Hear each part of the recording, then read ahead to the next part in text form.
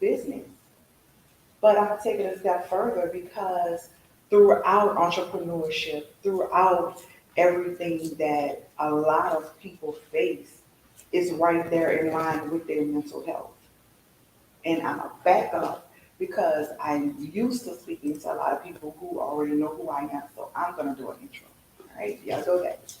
So I am Lakita Marie Smith. Please say Marie. And I'm the executive director of a Better Love in Society and also the chief editor of Educated Better Publishing. I wear many hats, and I am invested in our people. I am invested in the state and this nation. And I believe in mental wellness. So I advocate all around the board for things that are going to improve our communities. So that's who I am. But I'm also a daughter, more importantly. And as we think about that, I just want to take a moment to recognize my mother. I lost her on 2 months ago. And this story is real. And this is not a business presentation, but this is a story of survival. So many years ago, I had to transition from my role as a daughter and become a parent to my mother.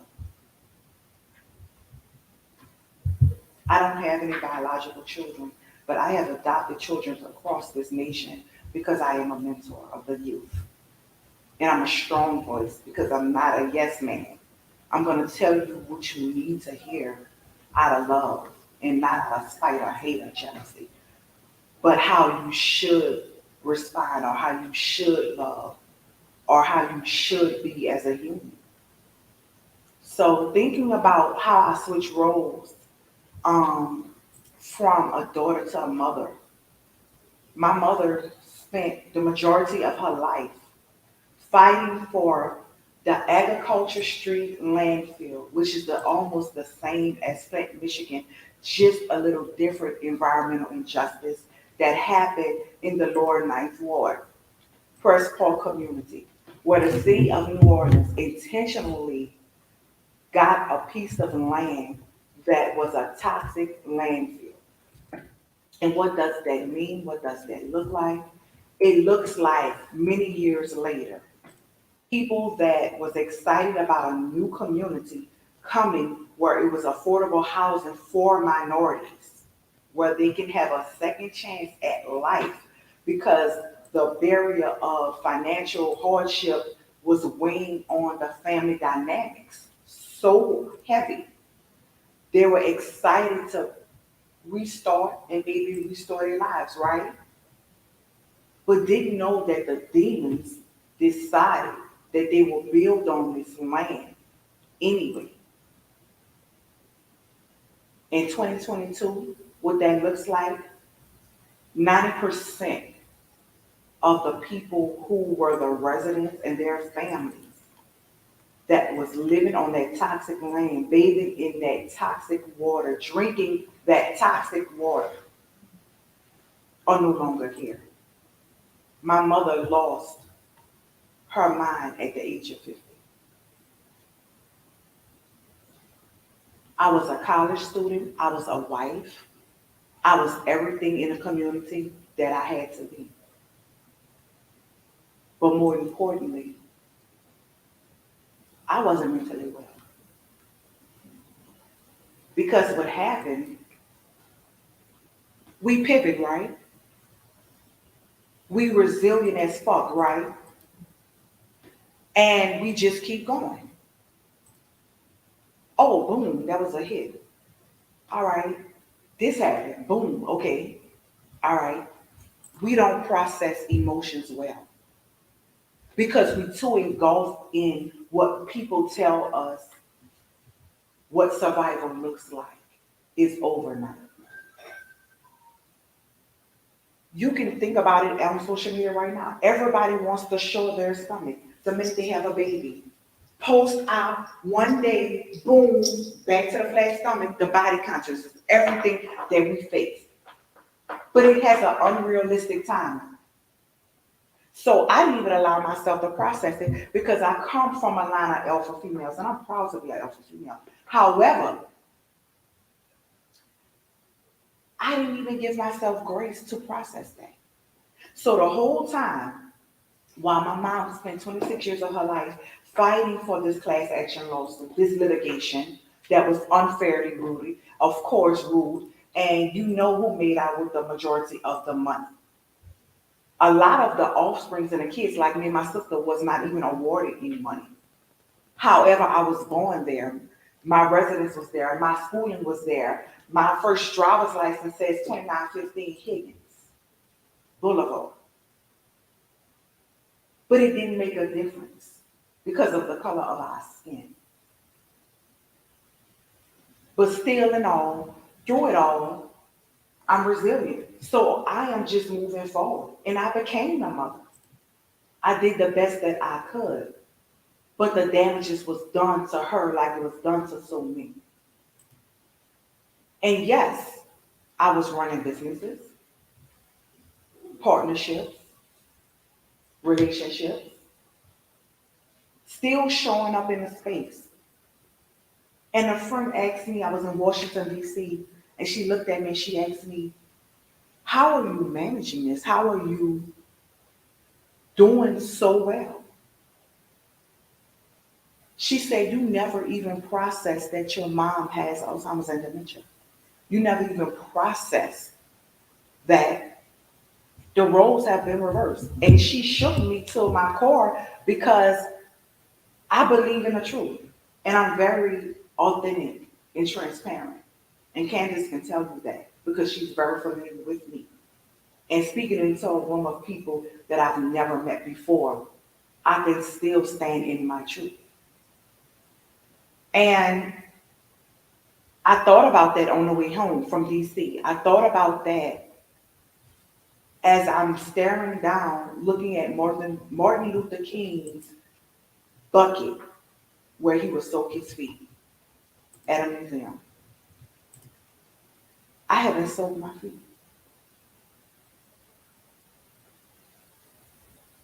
I haven't processed this. I see the decline. I know what the pandemic is doing. This is not looking good. January 23rd, which was a Sunday, I was sleeping. Because of my lifestyle, I could no longer keep my mother at home, and because of the adequate care that she needed, she had to go into a facility, which is the right thing to do. I had a missed call. I jumped up, I had two. It was the nursing home, no voicemail, and anybody that is a caretaker, a caregiver, a care supporter, we know what the hell it means. Get up, stand on your feet, pray while you dial this number. And the worst day of my life, what I feared, happened in that moment, and I felt it because my heart was no longer in a place, it was in my stomach. And they told me that I needed to get there, that she was sick. I had spoke to her Saturday. I had spoke to her Friday.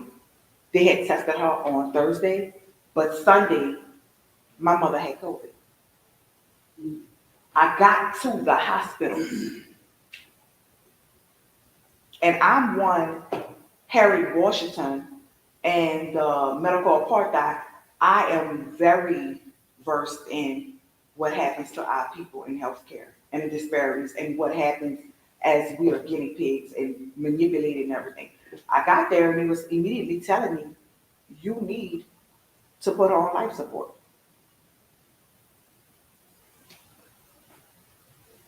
I didn't even have time to process that.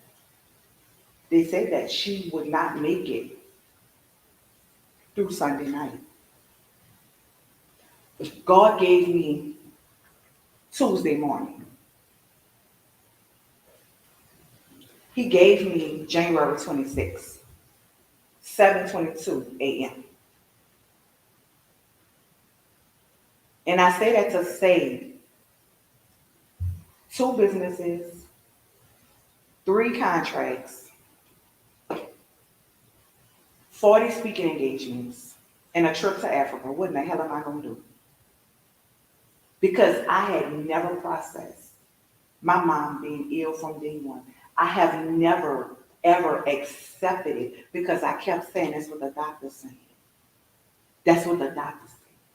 But now my emotional intelligence was at the height and the weight of everything I stand for. Because one thing about the world, people mamas die every day. What he said on Paid in Full, people get shot every day, B. So it's no mercy and no grace in this cruel world. And we know that. And that's fine. But making sure that I have my business in order. Because not only do I have to adhere to those contracts and take care of business, because that's how I'm able to take care of my mind and my lifestyle and to be able to be a contributor to mental health and mental wellness and do what I do. It's because of those things that's in place for business. So how do you move forward with not only processing, but digesting and coming to the realization that your sick mother has just died? Not from her illness, but in part of with this pandemic. Everything hit me at once, but I'm still here. And this is just a message of encouragement through business and how it's related to mental health. You have to be real with yourself. You have to be real with the people that you're connected to. Do you think that I wanted to say that D word? Do you think I wanted to say my mother has transitioned? She has died? But I had to flip the script because that's what I do. And I thought about it. I have her eyes. I have her teeth. And she's in my heart. Every time I speak and on that phone, what Candace is recording, I have her heartbeat. The last heartbeat. The last rhythm. I have videos. We transitioned my mother. We walked her to the gate. Because when I called my team, we rubbed her, we talked to her, we prayed for her. She heard my voice. I was able to do that because I'm true in my power. So for everybody listening, understand your power when you are connected to business. Always be prepared for the unknown because we never know what's going to happen. If you need resources, if you need to take a break, if you need help through your business, through writing your book, through doing your tours, reach out before you slap the piss off somebody at the Oscars. Do it before. I'm going to come and bail you out, but do it before. I'm going to show up. I'm not going to judge you, but I'm going to talk about you. I'm not going to judge you, but I'm going to talk about you. But I'm going to pull up because that's who I am. But how many people honor that type of relationship? How many people will understand? I got a call from one of the most amazing, influential people in the state. And I looked at her and she looked at me. She said, "You don't look the same. You don't look." Yeah, I know. And I said, "Let me tell you." I said, "I'm sitting here now, but I'm on this Zoom, but I can't be who you think I am. Today, I'm just a daughter. My mama is transitioning, and I'm at the hospital right now." And she said, "We'll talk later." But I was honest because I don't know what later gonna look like. But I have my ducks in a row and in place where I am supported. Because I have everybody in this room now. I have Nami back there that I'm very familiar with. And before I take my seat, I want y'all to know something. I'm not up here just talking shit. I am the speaker that curse because I'm real. I'm not offending anybody. That's just who I am. See, I'm in Baton Rouge, but let me tell you something, love. I'm originally from New Orleans, Louisiana, and I think y'all know that. I love Chicago. I come up there. I train with Twister. I'm in a new video. I'm a Jill of all trades. However, today, I'm going to donate for this cause and for this beautiful Sunday because I believe in supporting, not just by me talking and being up here, but backing it up with those dollars. So, for my mother, Fanny, and for my sister who has lost her mother, Gussie, we're donating in honor of our queens on today. I believe in you, sis. Keep doing your thing, and thank you so much. Right. Amen. Ooh, I felt that. I felt that in my spirit. Oh man. Ooh. Give her another clap. Give her another clap. Oh man. It took everything in my power not to cry, because men apparently don't supposed to show emotion, but we can cry. Yeah. Crying is really. I'm a thug, though. I ain't gonna cry today. But that, I literally said that when I was doing her eulogy. I was like, look, Man, it's tough because I did my grandpa's funeral and I was like, y'all want me to speak? Because like my grandpa, Harley Coos, he was like the black Hulk Hogan. Like he looked like Hulk Hogan, but he was dark skinned. And he died when I was 12. I didn't even ask the doctors what happened. All I know is it was 3 in the morning. I had school the next day. And my grandma was like, Jeff, wake up, wake up. And I'm like, what's going on? I go up there and, he looked like, it made me laugh back then because I was like, he looked like, what's that movie? I think it was Don't Be a Minute. He's like, he's going through convulsions. He's foaming out the mouth. But this dude was literally having it. And I'm looking. So I'm like, well, I got a little minor CPR training, but I'm a little dude. I'm a preteen. But I was all, I worked out and stuff. So I was going at it and he didn't make it. And that hurted me because he was the guy that taught me how to play Super Mario Brothers, like the old school on the Atari, the Nintendo and stuff like that. So man, like I felt that this is good energy. I want to let the good people of NAMI know when you get all these donations, I need -5%.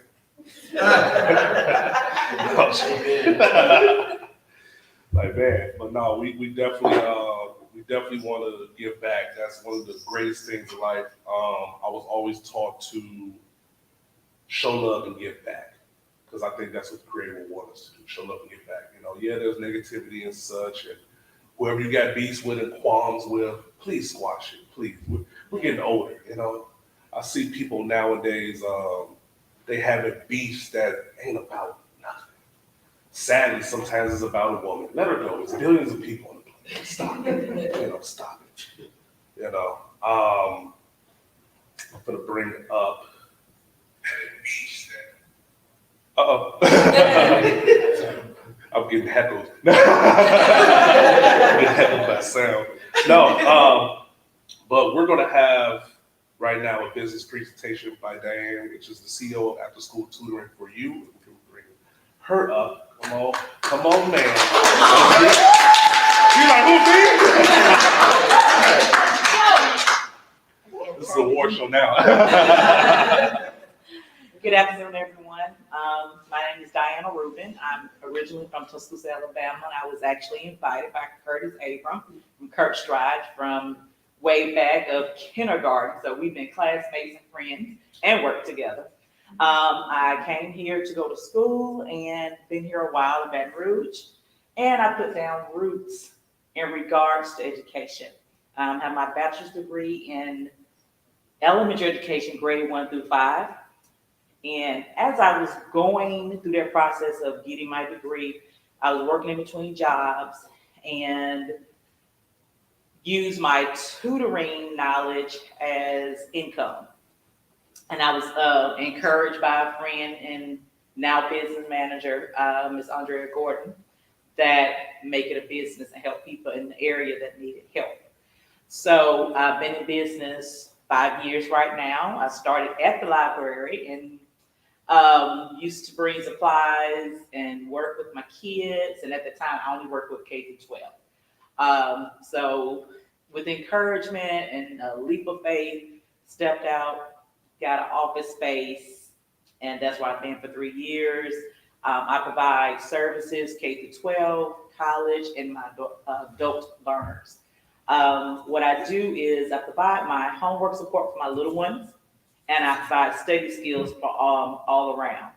And when Curtis asked me to take part in the event, I had to think about where did my business come into play. And it just took a little minute to analyze where it came for me. For me, it was, I started as extra income. And it's like, I have to stop and say, I'm on that path already to being a teacher. Why not use what I'm doing to help somebody else be successful? And what do I care about? Who do I want to help? I'm trying to be a teacher, and that's what I did.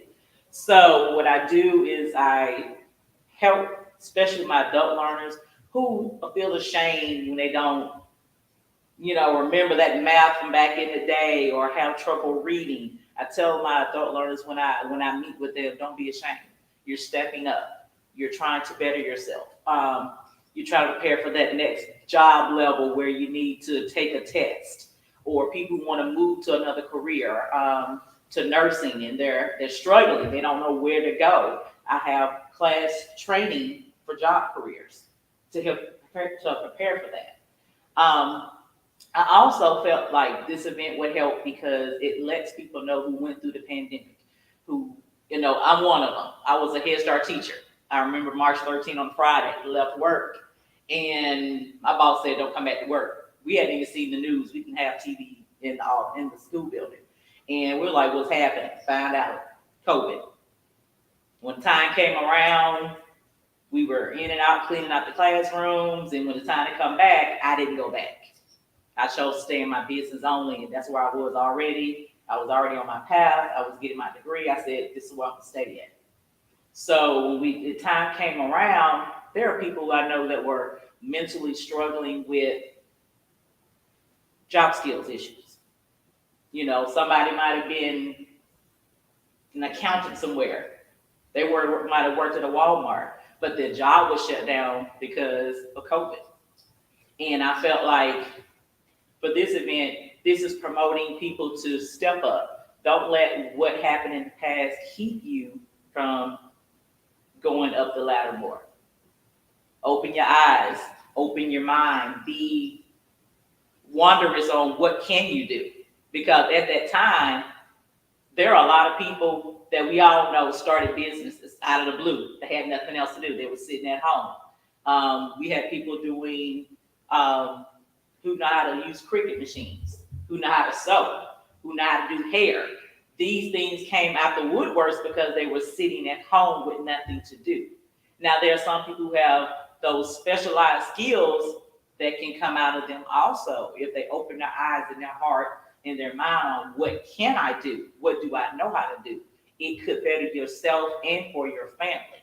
But it makes you a better person to know that within, you're better than what you are or what people see you as. And for my younger kids, I always wanted to make sure they got help because as a teacher, when COVID hit, a lot of schools closed and they went virtual. With my business manager's help, I literally changed my office to virtual support for a whole year. And I had 10 kids. And I saw the struggle. These kids did not get this technology at all. These kids were not looking at the screen. They were not responding to the teacher. There was no writing. They were just there. And then when they returned back to the classroom, the struggle really hit. The knowledge they're supposed to have, They didn't have it, and these teachers were not backtracking to reteach it. And I tutor my kids all the time, and I see it. The kids struggle with writing, reading, math, comprehension, taking notes, some simple as writing on a note card. They were not taught that.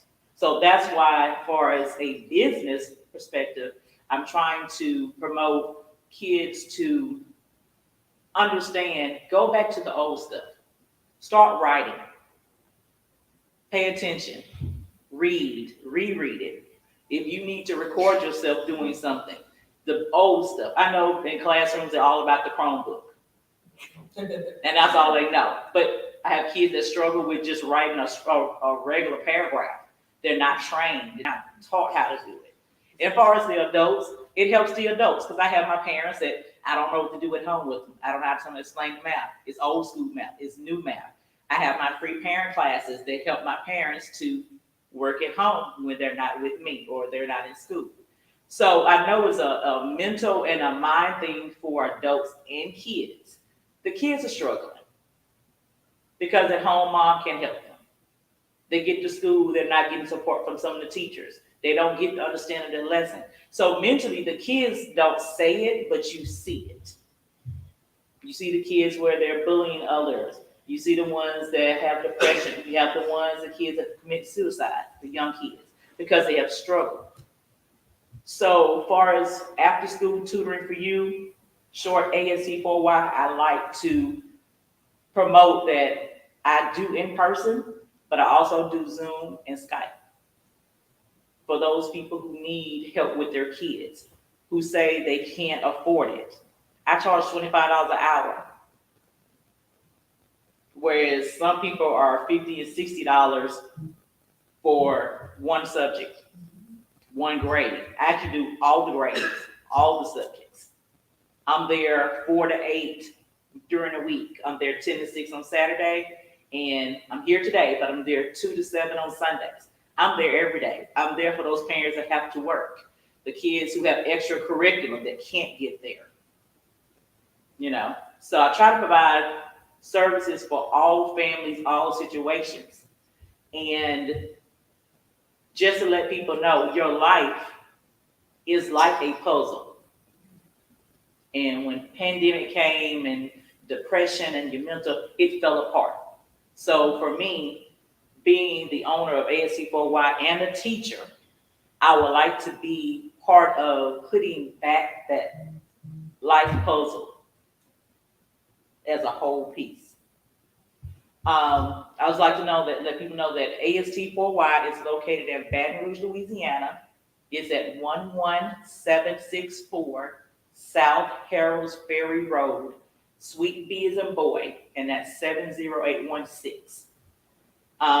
If you look up AST4Y, you hit the website very clearly. My website has all my information on my adult services, what I provide for the kids. I also have a summer camp that I do during the month of June for K through 8.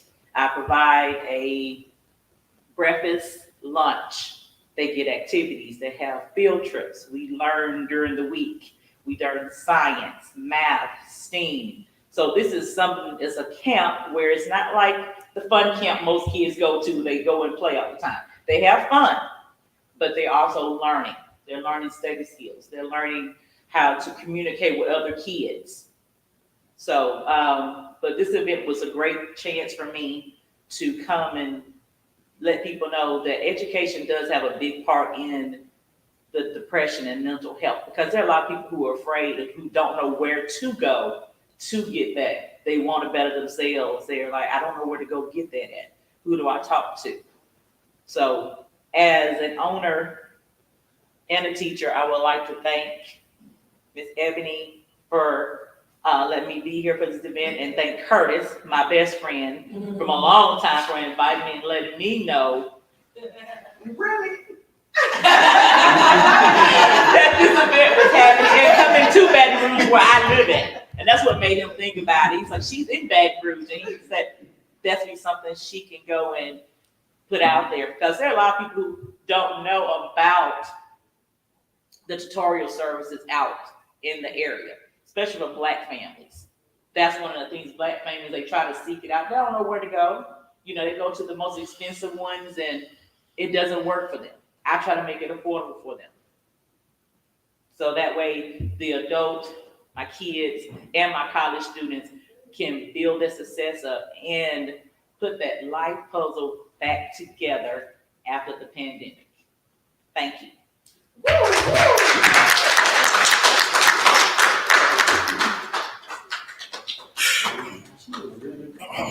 Oh, yeah. AST for you. Start a whole track up in here. Oh, man. Beautiful, beautiful.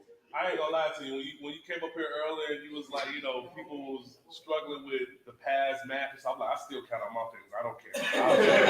I said, man, well, 7 times But that's what happens. It's like we do all that schooling. Sometimes we go to college, and then it's like, dang, they ain't teach me nothing in high school to do this college stuff. It's a whole nother level. It's like, what was this for? So some people go to college, some people don't, but it is what it is. We're gonna keep it moving. So we have George P. Brooks. He's gonna come up here, do their thing. You ready, bro? I'm ready. He over here, smooth operator. So I need y'all to give George P. Brooks a round of applause.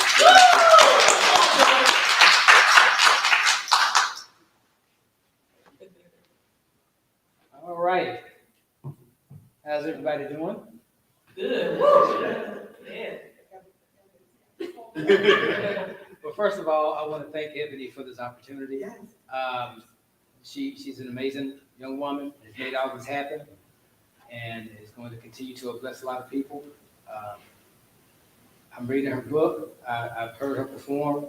She's brilliant, talented, and truly an inspiration. So let me start off by thanking her for this opportunity. Okay. Well, you know, we talk about mental illness a lot, and what I like to do and the way I like to come to people is just kind of speak off the cuff and honestly about topics and things. And on the way here, my son and I were having several deep conversations, if you call them that, but you know, he also lives with bipolar disorder, and he's 17, and I live with bipolar disorder, PTSD, and DID. And in doing that, it's made raising him very, very interesting, because not only am I conscious of what he goes through, but I am going through those things as well. And so we spend a lot of time together and we bond. And one thing that we discuss as far as the stigma of mental illness, not just in the Black community, but in every community, is the fact that we really don't know people with mental illnesses, because we often only see their symptoms. We often only see their diagnosis. So we don't really get a chance to look in depth into a person and what they go through. And I feel like the more that we can convey that, the more we can show that, the greater opportunity there is for resource allocation, but a greater sense of understanding on an individual level, which we can carry back into our communities and address those living with mental health issues. Mental health issues can sometimes be situational. It can be based on an event in a life, the loss of a loved one, life, just anything. But there are instances where it's a biological issue. It may be a chemical imbalance. It's not just exacerbated by life. And living as a person living with several chronic illnesses, my mental health is just something else I have to manage. And what I want to do, what my endeavor is to try to give people a good idea of what it's like from the earliest point that I can remember on up to what I just did 5 minutes ago, because I feel like that's what my testimony is. That's all we have in our life is our testimony. It's upon us to share it. And we're going to share it regardless of whether we want to or not. If you're one of those people that don't want to tell all your business, it's going to come out, because you're going to share your testimony either through your example or what you propagate. So the way I'm handling it is I'm gonna propagate the most positive thing that I can. So in time, my story will come out in different ways because I want to handle what Ebony has given me an opportunity to do as an opportunity to enlighten people. I found that through the struggles I've gone through, that's what really made the difference. And I'm looking forward to sharing stories with each of you as I meet you and encounter you, because that's what benefits me. That's what keeps me going every day. But a little bit about myself. Let's talk about me and mental illness. 44 years old as of now.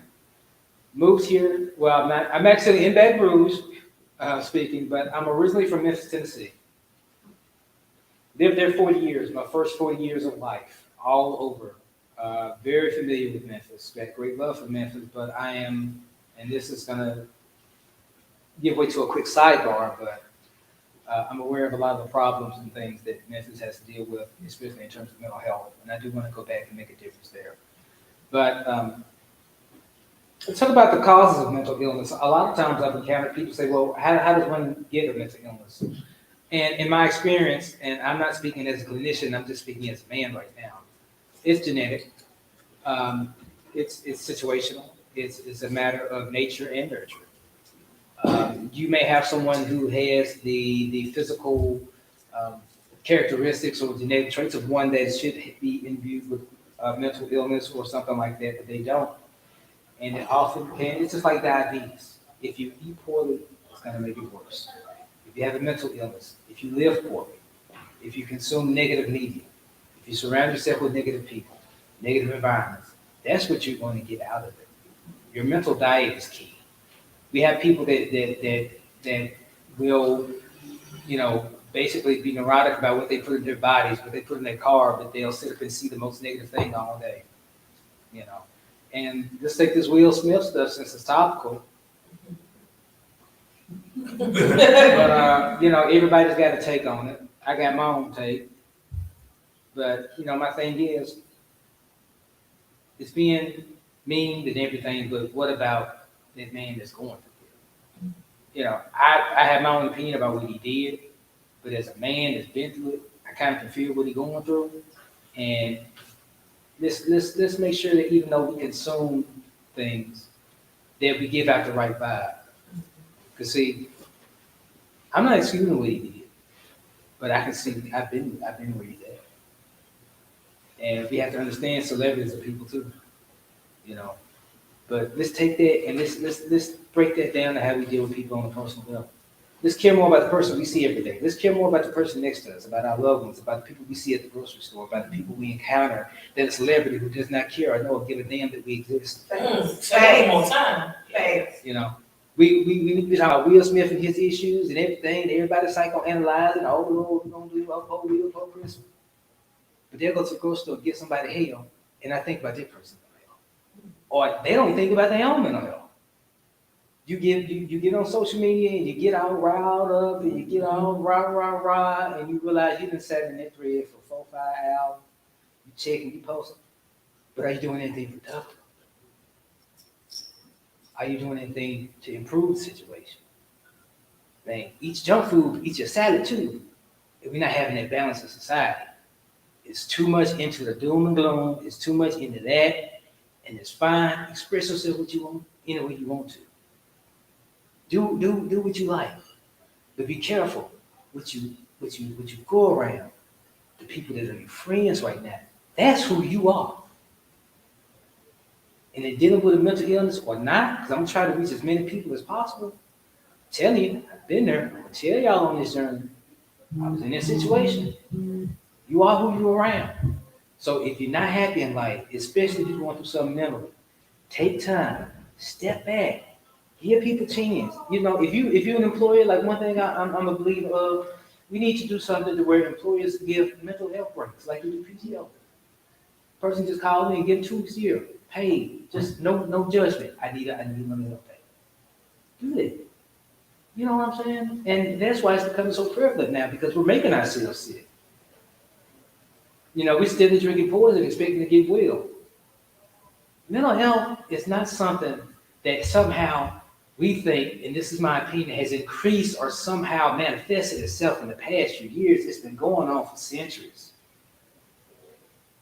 It's just called different things. And I'm so glad now that we have started to have those discussions, not only in Black communities, not only in poor communities, but in every community. Mental illness does not discriminate. It does not look like you think it does. It is not just the poor gentleman that is at the bus stop murmuring to himself. Sometimes it is the high-functioning executive or something that you don't know is going through hell. I've been there. I see it in people. If we don't make a change, especially with the toxicity out in this world and all this garbage and trash, because I've been susceptible to it, I will not lie. I will never sit and tell you that I'm absolved or above anything. I'm no better than anybody else, but I'm no less than you. So the thing is, we have to start getting to where, in terms of mental health, we have to take a sense of accountability. And I bring this up because I've just noticed the trend, just so many people around me mired in negativity on social media. And I'm thinking, what is it doing to your mental health? Because see, when I talk to these people in real life after that, they're not talking about that positive. You know, you will regurgitate what you take in. It's just like you reap what you sow. I'm seeing it in the business world. I came to Dallas addicted, broken, mentally, physically, just divorced. I came here with my 2 sons in my car and just what we could figure out from. I keep saying here, I'm sorry, y'all. I know we in Baton Rouge, but I'm always thinking that in my home, so excuse me for that. But I went to Dallas with just that and nothing. Just a couple dollars, you know, and even though I'm not where I want to be in certain regards, I'm looking at what I've been able to build on my own, because part of healing is having some sense of spirituality. If it ain't God, if you're an atheist, fine, you can still be a spiritual person. You can still be a right person. You don't have to ascribe to any dogma. It just has to have some values and be comfortable and know who you are. And if it's meant for you to follow the path of God, you'll end up on it. Don't let people force you. Find your own way. That's part of it. I could sit up here and talk for hours and days, because Lord knows I do. Those of y'all that know me in real life and know me at home, this is who I am. And I touched on a few subjects today, but this is the first of many, I hope. And I want to share so much of my story with y'all. And I'm available on social media. Anybody can contact me. But a couple of things I do want to touch on. At this point in my life, I've seen how mental health can affect our relationship with our women. And I posted something yesterday because I was going through some things, and when I finally got to Baton Rouge and got checked in, I thought about, you know what? We don't give our women enough credit. And not just Black women, but we don't give women enough credit. Because I had some really good experience with some really strong, positive women yesterday that was helping me through some things. And I feel good about it. I'm like, man, I got know some amazing women. Women with it. Now, I'm gonna say this too, and this might get me in trouble. In certain parts of my life, I went out my way to make sure not to mention, because it's a flip side too. Now, we got to be real about this. If we're gonna have this conversation, I'm gonna support good behavior. Man, this is right, man, this great, this great.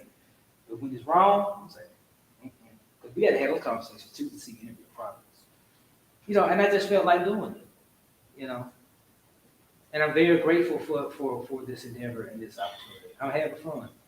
I'm looking forward to growing and seeing what we can do with it. And I want every word that I say to, if nothing else, go toward the ascent of Black people, all people, every kind of it, every race. I know I say I'm for Black folks, but that's where I see the immediate need. But I've helped everyone. I've got calls from the UK, from Eastern Europe. I don't know how these people find me. They like, I guess, but, but yeah, they're like, I need help. And I just do it. I just do it. You know, and it's a struggle living with a mental illness, especially with the severity that I have. I'm blessed in the sense that I've been able to function, but Lord knows that has not come easily. You have to learn. Let me really quick, then I'll wrap up. I kind of made some notes. I was going to talk about my path with mental illness, and it's really so lengthy. I need to write a book. Lord, I haven't have time on people. But one thing that I'm taking from these thoughts right now is that you really have to let people in. Because think about, when we think of people with mental illness, think how dismissive we can be toward them. They're just crazy chick, but we don't know what to go through. And the most terrifying thing to me is I've known people that are dealing with a mental illness and not aware of it. It's like I've talked to them and they're truly oblivious to it, but I'm aware of everything. I feel every stitch, every sting, every poke, and I'm trying to figure out which is worse. Would I rather not know what I'm dealing with, or would I rather know? And that goes for me in my physical health. My struggle is real. That's my testimony, and I'm gonna share it. But I don't know, I'm just at this spot right now. And trying to be positive and trying to be right doesn't mean it's always gonna be good. It's not about the world being filled with rainbows and lollipops and not having any issues, because your issues gonna come at you. Whether you got a mental illness, whether you have a physical disability, no matter what you're dealing with, we all got our own thing. Everybody got their own alive 9/11. It's just a matter of magnitude and perspective. But how do we deal with those situations? You can try to be positive, but how you really do that? Like I said, it's not like people think. It's not like living in delusion. But the best way to do it, and the way I do it, I take what God gives me, and I try to turn it on his head. Things is bad. Try to get some out of it. Preach to my children. Try to get some out of it. That's not just a coping thing. Whether you have a mental illness or not, that's a survival technique for life. Because if we don't do that, we're going to drown. I won't let myself drown because I'm trying to help people. I'm trying to lead people.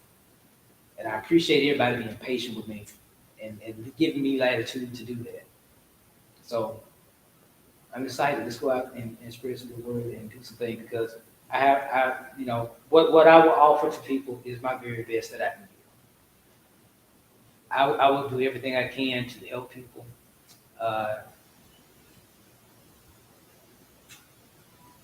Like my son told me today, he said, "Dad, you give too much." I said, "No, not enough. So, as long as I got breath, I can see it. I want to do this. It's fun for me. I've been able to help people. I teach a recidivism course. One gentleman got a job right there. I got to teach that this week, so I got to kind of get back on. I do that. I don't get paid for it. It's not about that. But that feeling when that young man got that job on their spot, it was like the best high. And for a person that's went through addiction, the thing about going through addiction, you never get over seeking that high, that feeling. Just being real talk. Hey, you never get over that behavior. That addictive behavior is there. It all circles, but you got to turn to something that's going to be beneficial to somebody. See, I've been sober 4 years in March. I ain't know about this stuff. Yeah, I was self-medicating because of things going on, and we'll talk about all of it. It'll be fun. It'll be fun. I don't have that inclination, and never had, because I dealt with what was making me go to it in the first place. I dealt with my pain, I dealt with my insecurities, I dealt with other folks in my life that done me wrong. It took a long time, and thank God for my fiance Stephanie Gaines, that they wanted me to pull me back from the brink. She showed me a way. She didn't do it for me. She was like, "Hey, you got this." She let me do it on my own. That's a real woman. That woman is amazing. Stephanie, that's my fiance. You got to have all these things in place. And what I hope I can do is, if people reach out to me, I can help you get those things in place. I got experience, my testimony. So it's going to be a hell of a journey. I'm around some brilliant, beautiful people. Everybody that I have, just great people. And I'm so optimistic, and I just want to thank y'all for letting me be a part of it. And let's go out there and try to change some lives and some positivity. So I'm George Brooks, CEO of Med Association. Thank y'all so much, and y'all stay blessed.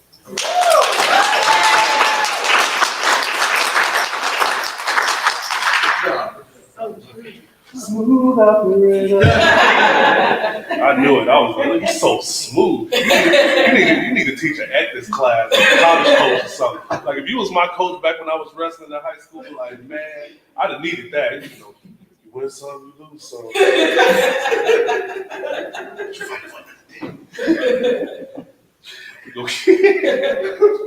Oh my God. This energy is just so real and magnificent. Like, oh my God, feeling the spirit. This is better than church. It's a version of it. It's a version of it. Yes, it's a release. No, I'm taking a shot at Chicago. No. We're gonna keep it moving. Come in to this podium. Look at that. Okay, cool. I was about to say, how many's on time? Over there, she over there looking like Suge Knight. Blood in, blood out. No.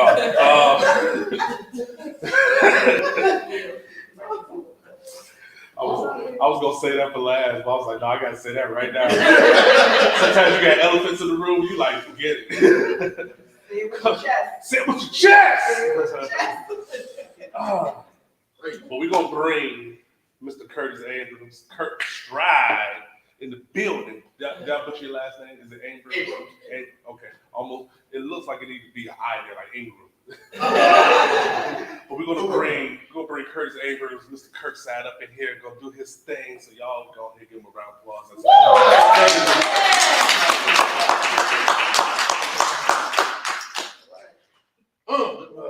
How y'all doing? How you doing? How you doing? How you doing? How you doing? How you doing? All right. For those of y'all who don't know who I am, I'm Curtis Abrams, also known as Kurt Stride. I get on the internet sometimes. I do my, shtick sometimes on social media, YouTube videos, blase. Okay. All right. First shout out to the National Alliance of Mental Illness, NAMI. Thank y'all for coming out. I really appreciate that. It's very, very, very important and receptive that we need to get something like this because it's very prevalent worldwide. Okay. And of course, after school tutoring for you, my childhood buddy, Denise Rubin. Thank you so much for coming out to support us as well. Thank you. Wonderful. And of course, I got to put the shout out to the lady in red. The Ebony, the Ebonizer. She can sing, Unbreak My Heart, and all other sorts of stuff, Y'all need to listen to her, okay? And then again, and of course, I gotta thank the most important person that's coming out right now that's about to present this out. Me. So, I feel wonderful with this, all right? Okay, I'm gonna do this in two halves, okay? I'm gonna do one half of just me and one half of you, because this is really not about Curtis Abrams. This is about everyone else that's going through a tough time in this world right now. So this is gonna be the tale of two hats. This hat says Alabama. That's where I'm from. Tuscaloosa, Roll Tide. I may have a problem because I'm in Baton Rouge, LSU folks. I'm sorry, but we're taking over as well. Don't do that to me now. Okay, good. I'm saying they may need mental health classes too. Especially at that thing we did in football. But other than that, it's a great town. I'm originally from Tuscaloosa, born and raised, Central High School, class of 1991, with my fellow classmate, Diana Rubin. And after that, I joined the military. I've done some tours overseas. I've actually got shot here in the elbow. Not that bad, it's grazed a little bit. I tried to get some percentage. They wouldn't let me do it. So I was cool with that. And other than that, went back home and did some work, whatever. Went to the University of Alabama. Done some work in terms of psychology, education and stuff. I worked for a TV station as a cameraman, and I waited tables at this place called Piccadilly. Denise Rubin, you know that. And after that, I got into the car business. And once the car business was good and it was flourishing good, you could make good money in that because personality is what it sells, not the car. Then I made this inclination of trying to become a self-employed type person in terms of my own business. So I made a drastic shift change. I wanted to go from being the commonality of the 9 to 5 to doing something on my own. So I talked to God and made that decision to go above what I'm doing right now. I even left Alabama to go to Florida, and that's where I'm currently at right now, Tallahassee, doing my job as a independent contractor for homes in terms of insurance, claims adjusting, and appraising. And I'm about to get my LLC in about a few months, okay? So, Snap. Thank you. And other than that, it's like something just told me to resuscitate myself, to give things back to the public, to everybody, so they can understand what we're all going through right now in this tough, crazy time. And what we need to do is just balance ourselves. So I decided to write a book, and I wanted to write a book not about Curtis, but about you, the individual that's looking at me right now. This element is about you as an individual going through a tough time right now. We all going through these interactions of the COVID-19. We're going through a tough time of even with the inflation of gas prices. We're talking about at the time Ukraine is going through their situations right now.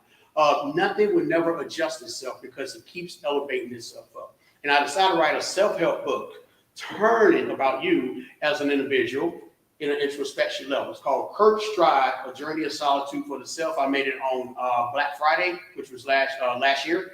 And it just really talks about you as a person who feels alone by themselves. See, there's a difference between being alone and being lonely. And the thing about it is, if you look at this book, it has these elements of animals. It's got the eagle, which is perception. It has the lion, which is on the surface of life because you go through the surface.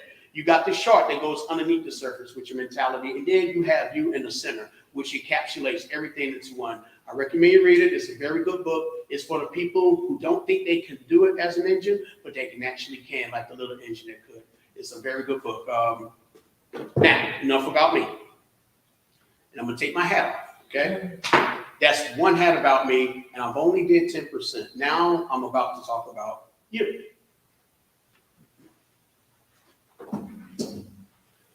And I'm going to pull up a chair. Okay, I'm going to sit in the middle. Okay, now, people, what I want you guys to understand is when we do these meetings, when we do these seminars, when we perform as much as we can, even through music or even through things such as just speeches and programs, we send messages to folks. It's not subliminal. This is as real as it gets. That's where it goes. I want to start by saying something about letting go. People say, let go of this, let go of that, let go of relationships. People, it's not that simple. You can't just let go of anything, okay? If you catch a flu, you're going to get that flu back. If you catch a cold, you're going to get that cold back. It's not that simple of digressing yourself of letting things go. You got to adjust yourself on trying to bring things back so you can achieve yourself. Look at my hand. It's going back and forth. Look at this other hand. Look at my hand. Look at all this. That's telling me that I can create my own interface of what I can control myself with. That means you have something that you can control, okay? It's really, truly about how you control things in general. It's just because of the fact that you don't know how to let go. You need to learn how to entreat yourself mentally because you can't let the mind control you. You got to control the mind. Think about it as a sharp knife. When you got a knife, right? When the knife is sharp, you can cut through things and you can penetrate through things. You don't want the knife to be dull because if you keep it dull, guess what happens? Now you're self-medicating. Now you're going through a lot of things such as drugs and alcohol. Now you're going through things such as pornographic stuff, that's addictions and all that stuff. It doesn't work. You got to sharpen the knife in life. If you sharpen it, you can go places, you can cut through things. So you can't just let go of anything, y'all. That's what this is about. If anything you're going to let go, it's going to be home because it makes sense. Okay? And speaking of letting go, I mean, look at it in the sense of human interaction. I got a nose. Actually, I got a teeth. See my teeth? Okay. On my teeth, yeah, I'm trying. I ain't looking as bad as you. But with my teeth, I have a nose. Okay. With my nose, I can smell things, right? I can smell a lot with my nose. But what if I can't smell my teeth? And let's say I don't brush my teeth, I got bad breath. My breath is stinking, it's bad, it's rotten, right? So you got to have the nose for the teeth. And if you can't smell your bad breath after 3 days, guess what, people? A lot of other people are going to smell your bad breath. And when they smell your bad breath and you don't know what your bad breath is, then that becomes an issue. And people are always going to judge you based on what they smell and see. But you don't even know how to judge yourself if you don't know how you smell. Okay? So you got to look at it in a sense of if the nose is available for you to realize something that's out there. so before other people can smell your bad breath, then there is a chance for you to ingratiate. Don't judge a book by its cover, okay? And we're talking about judgmental things, all right? Keep it real and keep it as smooth as possible. I'm sitting down here because this is for you. Has nothing to do with Curtis. I just got finished saying what I have to say, okay? And by the way, when you eat something, Mr. Brooks was alluding to earlier about digestible stuff. If you eat fruits, it's the only system that's going to go through your system all the way. If you eat all those other type foods, it's going to take a while. But the best food to have, so you won't get sick or anxiety and all this other stuff, is fruits, okay? If you, the best part of being brilliant, smart, being brilliant and smart and actually intelligent, try not to eat. Starve yourself. If you starve yourself, some people do the intermittent fasting. If you starve yourself purposely, you're going to be more smarter, you're going to be more creative, you're going to be more productive and better. Why? It's because your brain is actually working itself trying to get to the mentality of the food. I'm not saying starve, but if you realize if you are going to starve yourself, try it, and you maybe can get things done in a more productive manner. There are people in this world that really, really thinks in their heart that when they achieve happiness, that they achieved it all. Nothing could be further from the truth. There is a law that's called the law of diminishing marginal utility. I'm going to tell you exactly what this means. Okay? No, I'm not being a psychiatrist. This is real. When you become as successful as Ebonized, then she's going to be successful. And when you make this great money, and when you make this grandeur of like things such as a home, a house, a car, and everything, let's even talk about going out to a steak dinner. If you go get a steak dinner, what happens is you're going to be happy. But then what happens is you're going to go get that steak dinner the next day. You're going to be happy again. And then when you get that steak again the third day, then something changes. What happens is the gratification of how you are in terms of the elevation of the marginal activity won't be there anymore. Now you want something more. You want something more. You want something more. So when you hit that ways of becoming a successful person, well, success to me is another entity. You can wake up by being successful. But when I'm talking about like making lots of money and having these things that you have, you don't feel happy anymore. And what happens is this identity of what you're trying to go through is not as what you think. Now you want more steak. And the service is great, but then you go to this other restaurant, the other service is not great because of the fact that you're still looking for that edge of more. It's very relevant and it's very, very understandably great to live your life a simple life. Did I say don't get rich? No. If I win the lottery, I'm doing a lot of things.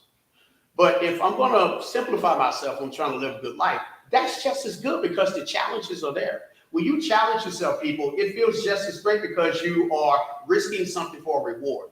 That to me is a way of living.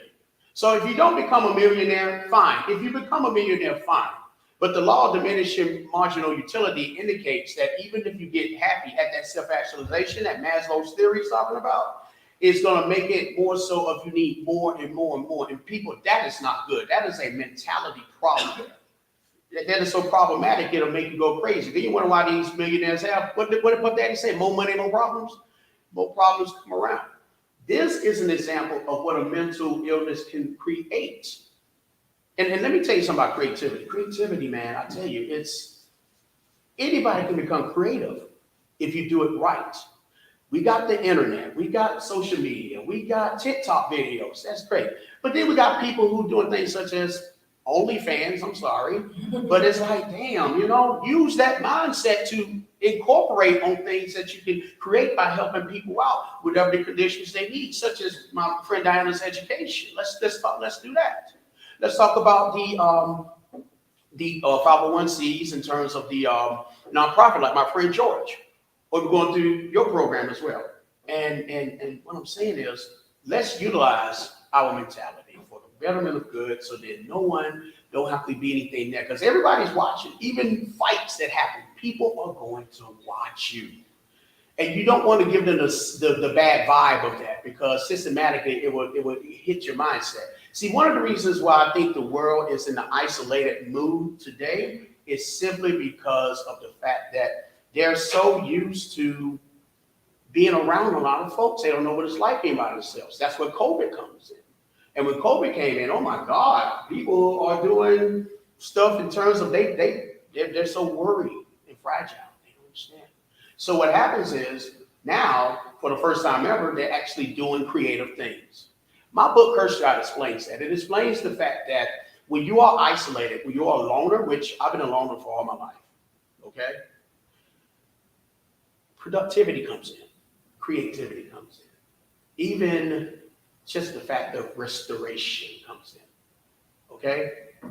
You can do things on social media, but it can be so overwhelming, you know what I mean? It's like, it stigmatizes you if it's not done right, if it's not done properly, you know? And alluded to my friend Diana's method of going back old school when it comes to education, it's the best thing to do. Let me tell you something about writing and reading. Reading is beautiful. It's a craft. It's a work of art. It's like listening. You got to listen. That's how you get into this world, these relationships. Come on now. It's wonderful to go back old school when you actually write things and do these things right. Write anything. Be imaginative.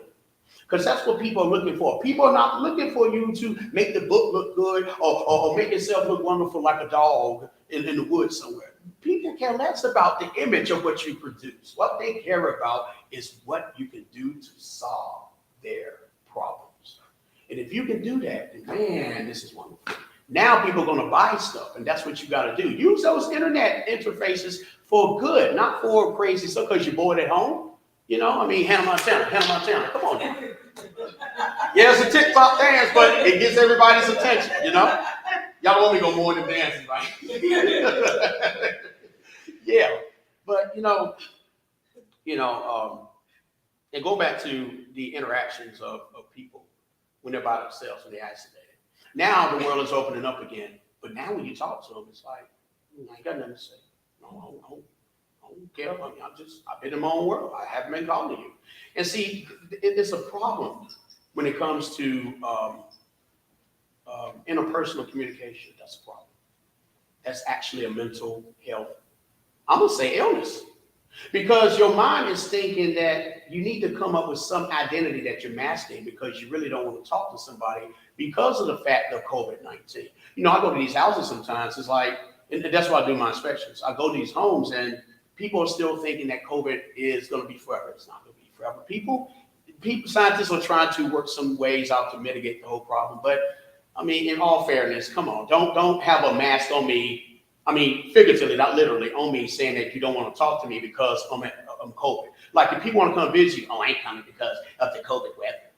Or I want to talk to you because I may be sick. Stop with the excuses. Stop trying to use smoke and mirrors. It doesn't make any sense. Don't do those things because you might hurt people's feelings. You might do that. It defies logic. Speaking of logic, check this out. I'm gonna test your brain. Does it make sense if you all go riding somewhere and y'all walk at a club and y'all see a lot of people standing in line? They're at the club. But then you see two police officers out there. They're just standing out there in their cars by themselves. What in the world are the police doing out there when everybody's out in the club drinking? Does that make any sense? It doesn't to me. Because what happens is, let's just be honest, if people get drunk and they get into a fight, what are the cops gonna do?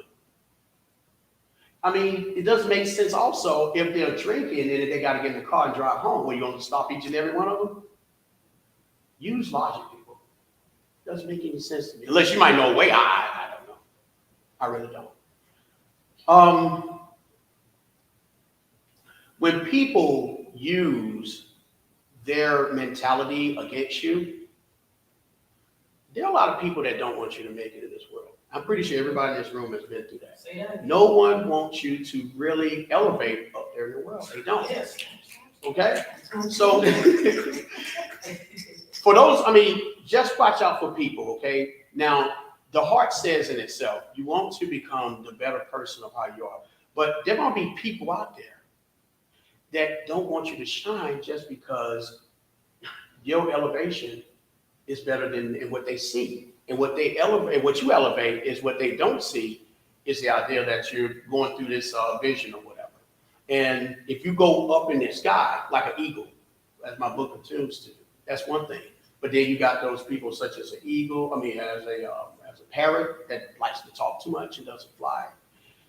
And then you also got the people like, or the animals like what do you call it? They float up in the air, they come out of it, pigeons. You got pigeons that doesn't fly. You got the eagle that goes all over the place, but you got the pigeons that doesn't know where they at with cases, okay? You got to still fly up because this is your world. And we're going through a crazy world right now. The only way you're going to be open to anything, people, is the idea of them realizing your true self. See, what I'm teaching you all is to overcome mental illness. That's all I'm doing, but I'm doing it in the form of you discovering who you are. Don't worry about Curtis Abrams. I already told you my story, but this is about how you are. So there are people who are going to not see the realization of how you are. They're going to stick to wherever they need to be. Let them be where they're at. But there are people also that wants to know who you are. They're going to gravitate to you. That's going to really attract you because of the message you're giving out. Because it's the message that you need to give out to people. See, there's many ways to overcome mental illness. It is. It's just a matter of you identifying yourself as you the person. Okay? And talking about music, there's a lot of subliminal things in music. A lot of good messages in music. You can talk about things such as, the Lord and God and about, confidence, bettering yourself, wonderful things. And then, of course, you got your, I'm gonna F your mama, your auntie, your niece. I'm gonna kill you and all this other stuff. I'll never forget what Fantasia said on one of the interviews. She said, Fantasia, she makes this song about, it's called Free Yourself and Bittersweet. And those are good songs. So what she said, this lady interviewed her and said that, okay, you're going to make these songs, right? So what are you going to do after you make these songs? Fantasia replied by saying, I'm making Bittersweet and Free Yourself on these things. And the lady replied, I guess she was interviewed, she goes, can you help me out with my relationship? And Fantasia was like, how can I help you out with those? Well, I like your songs, but I need to know about relationships since those songs you made. And Fantasia was like, well, are you in a relationship now? She goes, no, not really. And this is what she said. She goes, if you keep listening to Bittersweet, and if you keep listening for yourself, you're never going to find anybody. Subliminal messages, all into one, okay? And,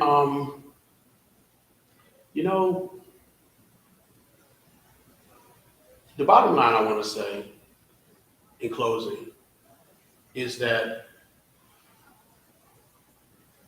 I would say don't give up the fight, but I'm going to say something even better. Keep breathing. Keep breathing. And the fight will never be crumbled. It will be always a challenge. And when you reward yourself on something, don't reward yourself on something. Keep going. Keep fighting. Reinforce yourself, yes, get some sleep and all that. But I worked so many days, I'm going to rest and relax. No, don't do that. Keep going with the fight. Makes you feel better. Makes you feel optimal. Makes you feel it's worth of anything. You're going to get your rest. If you make your money, let your money rest. Keep going with the fight. Because what happens is you are doing what you can to articulate yourself mentally that things could be well worth the rewards. And keep on with the threshold of being better. So I want to sit down. I got many more to say, just like George too. But the thing about it is no one is going to become a better person than you are. It starts with you. If you love someone, love yourself first. I've been there. I know what it's like to take care of people. People don't want to come see me, maybe because I got a mouth. But people don't want to really see me because of the intuitiveness of what I can bring. Don't be counterintuitive. Be the best version of who you are. You will die. You will die. You will die. It will happen. But while you're alive, enjoy life to the fullest form. Because we all need those pressurized things. All the mental health thing is doing is controlling our minds. We need to reverse that to let it not control us and to make it as if we know what to do in lives. So it's like, if you are going to let people bother you, don't let them bother you to a point that is going to kill you. Because people die over these stressful situations. Don't do that. Be like the young eagle that flies. Because it's his freedom, it's your freedom. See, people don't like you when you're trying to do things on your own. When you're being subjugated by everybody else trying to tell you what to do. Don't nobody like you with that. Everybody likes you when they want you to subjugate yourself to them. Okay? You got to be better than that. While you're alive, go to your 9-to-5 job if you want to. Get your great education. Go speak to the world. Do whatever you can to make yourself happy. I'm not here to make you do anything or tell you what to do, but what I am here to tell you to do is this. Hold your chest and just say, wow, my heart is breathing and I got a purpose. You got to live your purpose, baby. Live that purpose, because it's the purpose that's going to keep you sane. If you're insane, guess what? A lot of people are going to run you over, and you cannot do that. All you need to do is simple. Breathe and enjoy yourself and be happy, and all things will come into fruition. But it starts with you, not letting people going over your space. Okay? If you could sing like Ebony, if you could do things like my friend Diana, and if you could do the organization over there, all these things is what is in their passion. Like the book that I wrote is in my passion as well. Don't let anybody tell you that it can't be done, that it's impossible, okay? Don't take in debate. The first sign of the completion of mental illness is as simple as this. Love yourself first. Look in the mirror and say, what do I need to do? And just like you, ma'am, I lost my mom last year too, and I'm still digesting it. But you know what? She is happy because I'm still achieving my purpose. And I want you to realize that, okay? Okay? It's okay. All right?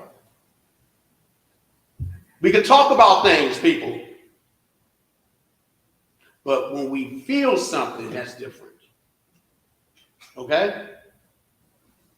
When you talk about something, everybody can put it in their mindset. But when you feel it, that's what people come to. Okay? Yeah.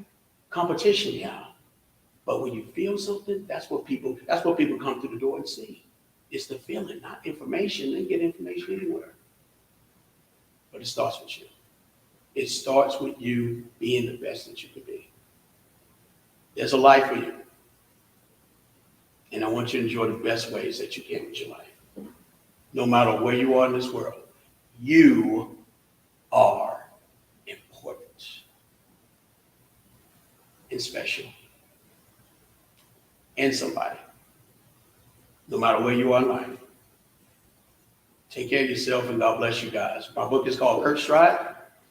Okay, it's on Amazon and it's on Kindle and Barnes & Noble.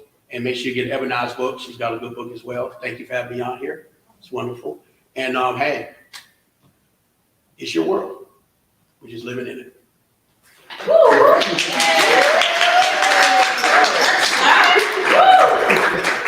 I appreciate it.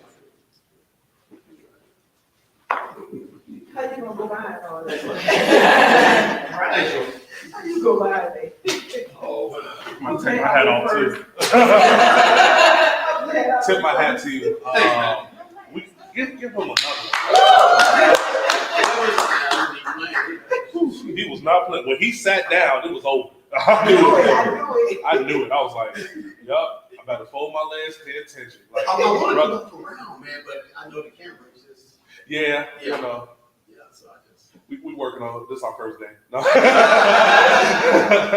I'm loving But I'm loving what's going on here, and he came and he preached like everybody did such an amazing job, and we're gonna continue it. We're gonna continue further. I can't pronounce nothing. I'm like so inspired and awestruck that I'm like, yo, what's after this? We're going to party. What's going on? You know what happens when you feeling good so much? You be like, what's next? Oh, we're gonna sip tea. All right. It is what it is. So we're gonna have Miss Candace Joseph come up here and do her thing with the non-profit remarks. Candace, come up here. Huh? No. That's what it looks It was like right here. supposed to be lead for the nonprofit. And then we have And non. they See, changed see, it to this- business. That's okay, that's what. See, this is what happens. We not, We wrote. No, you still. Candace can hear. She's a speaker. She's doing that thing. Right. Flipping. Come on. Come up here. She wearing my favorite color. You better come up here, girl. Everybody, Candace Joseph. hey, First of all, hey, everybody. My name is Candace Joseph. Just to give you a little bit of history about myself, a little bit of background. Okay, I'm gonna give y'all my 30-second pitch. Y'all want to hear this famous 30-second pitch? You want it? All right, because I'm gonna bring you a little bit of energy. So let's go. Hey, my name is Candace Joseph. I am the CEO of the Joseph Consulting Firm. Well, I have 17 entrepreneurs that can make all of your dreams come true. I'm also co-owner and consultant production manager of HS TV, where we are the home of the live podcast as well. I'm also the radio show host of the Business Knowledge Broker Hour, where we highlight the hidden jewels of the community. And in my spare time, I listen to opera and play chess. How about you? All right, that's about me.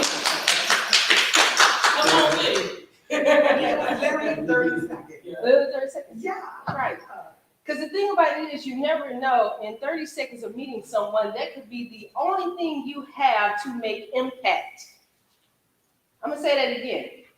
In 30 seconds of meeting someone, you only have those few seconds to make an impact. So how do you show up and show out? I don't know about you, but I show up and show up everywhere. I wear my pearls, I have my hats on, I have my weird frames, right? Snap. And I also have the smile. But what a lot of people don't know is behind the scenes, it took me a long time to get to that smile.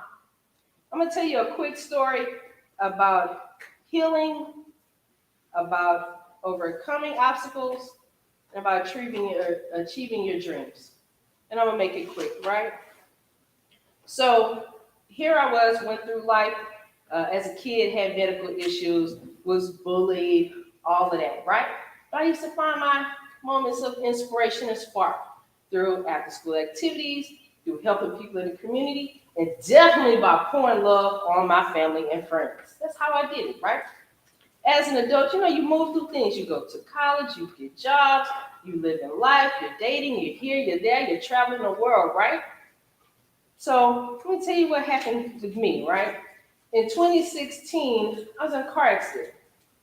Motor vehicle, leg stuck underneath the dash. And I was in a wheelchair for a year, right? So my firm was flourishing. Man, we had clients on top of clients on top of clients. And it was like, whoa, stop. The world stopped. So first 3 days, I'm not even going front. I was mad. I was angry. I was mad. Because here I am at the top of my game. Please understand, I was using my ADHD for all its superpowers and what it could be. Okay? I did the greatest that I could do for each and every client that I met. I work fast, I think fast, I act fast, I move fast. You need me in New York, I'm gone. You need me in LA, I'm gone. Let's go. That was me. So how is a car wreck that told me I was gonna have 3 months, rehab. I said, okay, I could give away every client for 3 months, no problem. I picked some of the best entrepreneurs I knew and say, hey, this is my client list, this is their price point. Can y'all do this for me? Because they already got signed contract with me for a year. And those great entrepreneurs said, yeah, Candace, we got you. I was like, all right, cool. Now I can sit here, focus on rehab. 3 months turn into 4, turn into 5, turn into 6. But this is the thing. Remember how I told y'all I was mad those first 3 days? I was mad. Because what I realized in those 3 days, I have to be within my own solitude with no help, no assistance, and I got to be one with my own thoughts. Right? In that time, I had to think about it all the way back from childhood to adulthood. I had dealt with triggers. I had dealt with sexual abuse. I dealt with financial abuse. I dealt with spiritual abuse. And I didn't really like myself. So here I am, like I said, using my ADHD superpowers for good, saving businesses one at a time, one at a time, one at a time. Dang, now I'm stuck in my bedroom. Who's gonna save me? Who's gonna save Candace? I had to sit there and think about it. Okay, well, hey, I've been going to therapy for 15 years, but I'm still alone in my thoughts. Man, you mean I can't move? I can't go to this event? I can't go to this party? I can't travel the world? I can't do this? I can't forget about my problems and help somebody else solve their problems, so that way it makes me feel good and feel Candace's happy bank. Wait, so I'm alone with my problems? Huh. So I took that moment where I was angry, mad for those 3 days, and I said, okay, now it's time for you to look in the mirror. It's time for you to clean that dirty mirror of yourself, be okay with yourself, and say, you know what, you are worthy of all the things you hoped and prayed for. But it starts within you. So within that time, please understand I'm not a medical professional. I will just tell you what worked for me. I realized in that moment I had to be alone with my thoughts. I realized I had to ump up the therapy, not only physical, but mental therapy as well. I had to call those people that I needed and who always showed me love, because in that moment I needed them to pour on me the way that I've been pouring on them. I had to do that. I had to figure out, how am I going to accept the new normal of my life, which they told me I was going to be in a wheelchair. I'm in front of you now with a cool cane, because that's what I do. I got cool canes that I walk with now.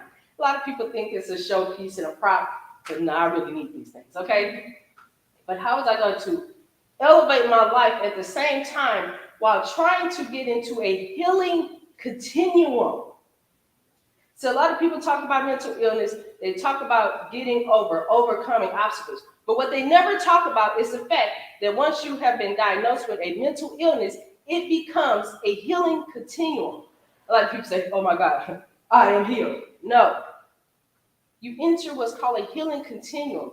You use those strategies, the information around you, the people, the resources that you have, right? You know, I always tell people that you can get over certain things. We talk about how certain things like depression, anxiety, or generational curses. My thing is this: how can I call it a curse if those people that were ancestors of mine did not have the love, self-love, education, technology, and opportunities that I have today? How can I consider it a curse when they didn't know? So my thing is this: I can't pay it back, but I can pay it forward. When I decided to get into my healing continuum, great things started happening. Do I have those days where I have anxiety? Yes. This is the reason why I wear frames, because a lot of people don't know, even though I speak in public, I have a radio show, I have a talk show, and I do political strategy. I get nervous in front of all types of people. Most people think I'm an introvert by my eclectic wear and my hat and my pearls and all of the greatness in which I present. But really, I'm an introvert that like to sit in my room and play chess and listen to opera. Right? Most people don't know that about me. They see the outside me, but every day they don't realize I'm in a healing continuum in order to get to who Candace is within those strides. So when I got back on my feet in 2018, yes, about the end of 2018, I went out to eat with a group of friends who celebrated the fact that I drove one city block in my car after having been able to do so, right? It took me out to eat. And I was nervous and I was fumbling. And they were like, what's wrong? I was like, I got this idea. I'd always been a solopreneur. You know me, backpack. I'm going to hop on some planes. I got hotel points. I got rental car points. Let's go. Backpack with a computer and portable printer and some paper. And I'm going to make all your dreams come true in 24 hours or less. Website included. What's up? That was me. So I sat in front of my friends at a diner, and I gave them 2 sheets of paper apiece. And on that sheet of paper, it was everything that I wanted my firm to be. Because I had to realize a couple of things about myself. Being in the healing continuum, I'm no longer the Candace I was, due to going through surgeries and medications and just even different mental issues. I knew that maybe my brain function wasn't where it needed to be. I knew physically I wasn't the same person I used to be. I can't wake up and jump and drive to Baton Rouge at 5 o'clock in the morning, then speak for 2 hours and turn around and drive back. I knew that, that's why I came overnight and sat in the hotel and had to do my thing. Okay? I had to be realistic. I realized I needed a team. Why? Because a team helped me get into a healing continuum in order to get to greatness. I needed a team around me. So I decided to ask my friends to be a part of my team. These are people I've known for 20, 30 years. You think honestly, I thought they were going to tell me no. Here I am, have depleted my savings, going through medicational treatment, going through physical therapy, no income coming in. Here I am, dealing with a flooded home due to Hurricane Harvey. Well, here I am in a wheelchair on the first floor of my house, but the first floor flooded. So what do I have to do? I have to figure out a way to crawl myself to the second floor with it all. Okay? So how am I going to deal with this new normal? So I asked my friends, hey, at the end of 2018, I got this idea that I want to put into place. Not only did they say yes, but they sat there and wrote me checks on the spot. I'm all excited, man. What's the name of our company gonna be, man? We gotta think of a name. We gotta be the superstars. Ooh, the 18. The 18 is where it says the 18. That's the name. That's the name. That's the name. My friend said, no. This is your company. You name it after you, because this is the only legacy that you're gonna have for your greatness. And I named it the Joseph Consulting Firm. Since 2019, with the help of my team, I have been able to achieve some great things. Can I tell you about the things I've achieved while going through a healing continuum with a team? Yes, ma'am. This is how, because remember the thing we've always taught, that community is everything. If we give to community, the world is ours, right? So let me tell you what me and my team have done.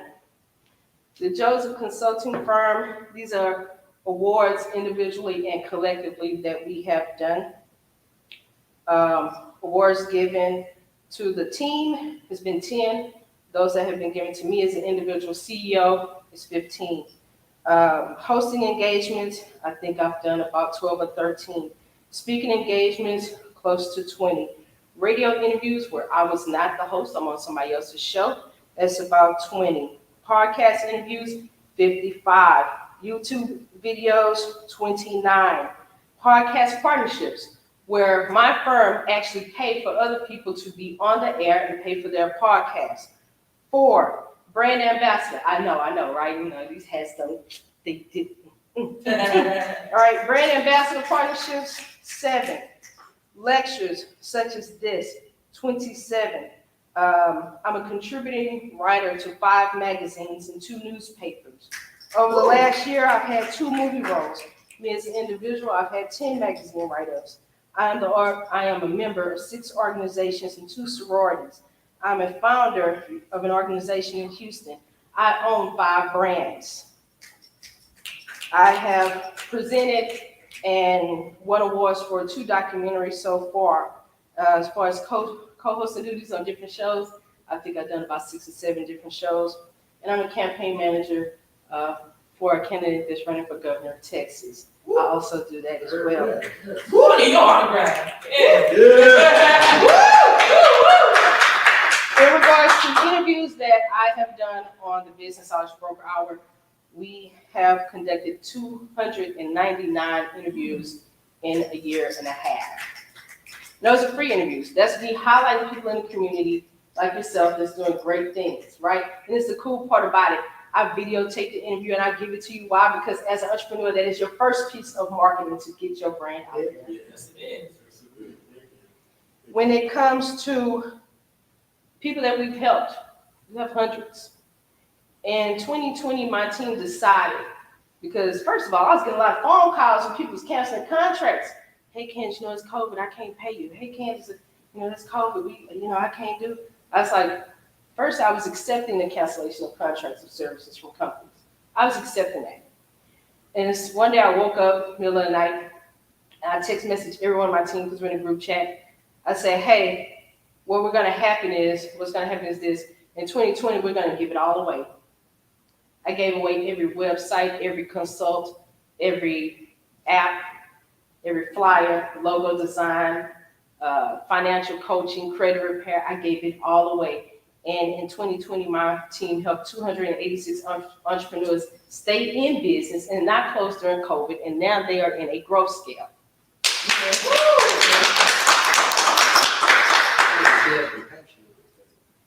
But every day, I'm in a healing continuum, fighting that depression, fighting anxiety, fighting Candace every day.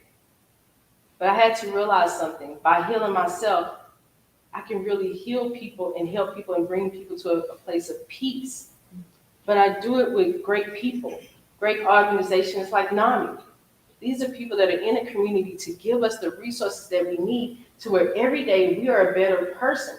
Just think about that trickle-down effect. One person times one person times one person.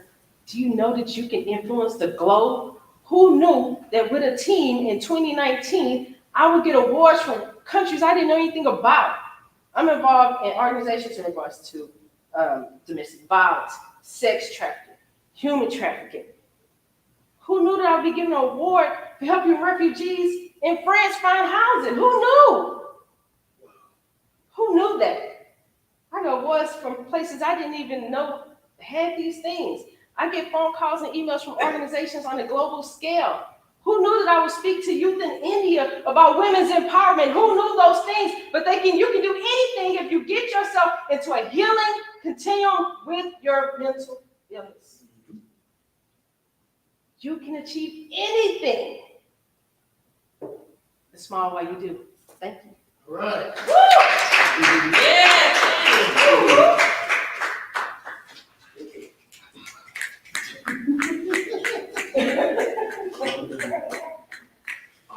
I forgot to mention about the red carpet hosting. That was dangerously powerful. Like This you room is got this room is super lit. At the end of the day, we have success, we have achievements, we have goals and dreams, and we're helping. But at the end of the day, what about you? Love yourself. Take care of yourself. Because at the end of the day, show love and give back, that's the mission. We gotta love ourselves. We learned some lessons up here. I'm over here taking mental notes, like for real. And I'm a young cat. For the people that know, I'm 33 years old and counting. So, you know, I love listening to my elders, people older than me. Who older than you in here?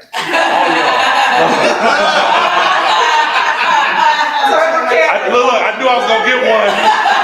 I knew I was gonna get one.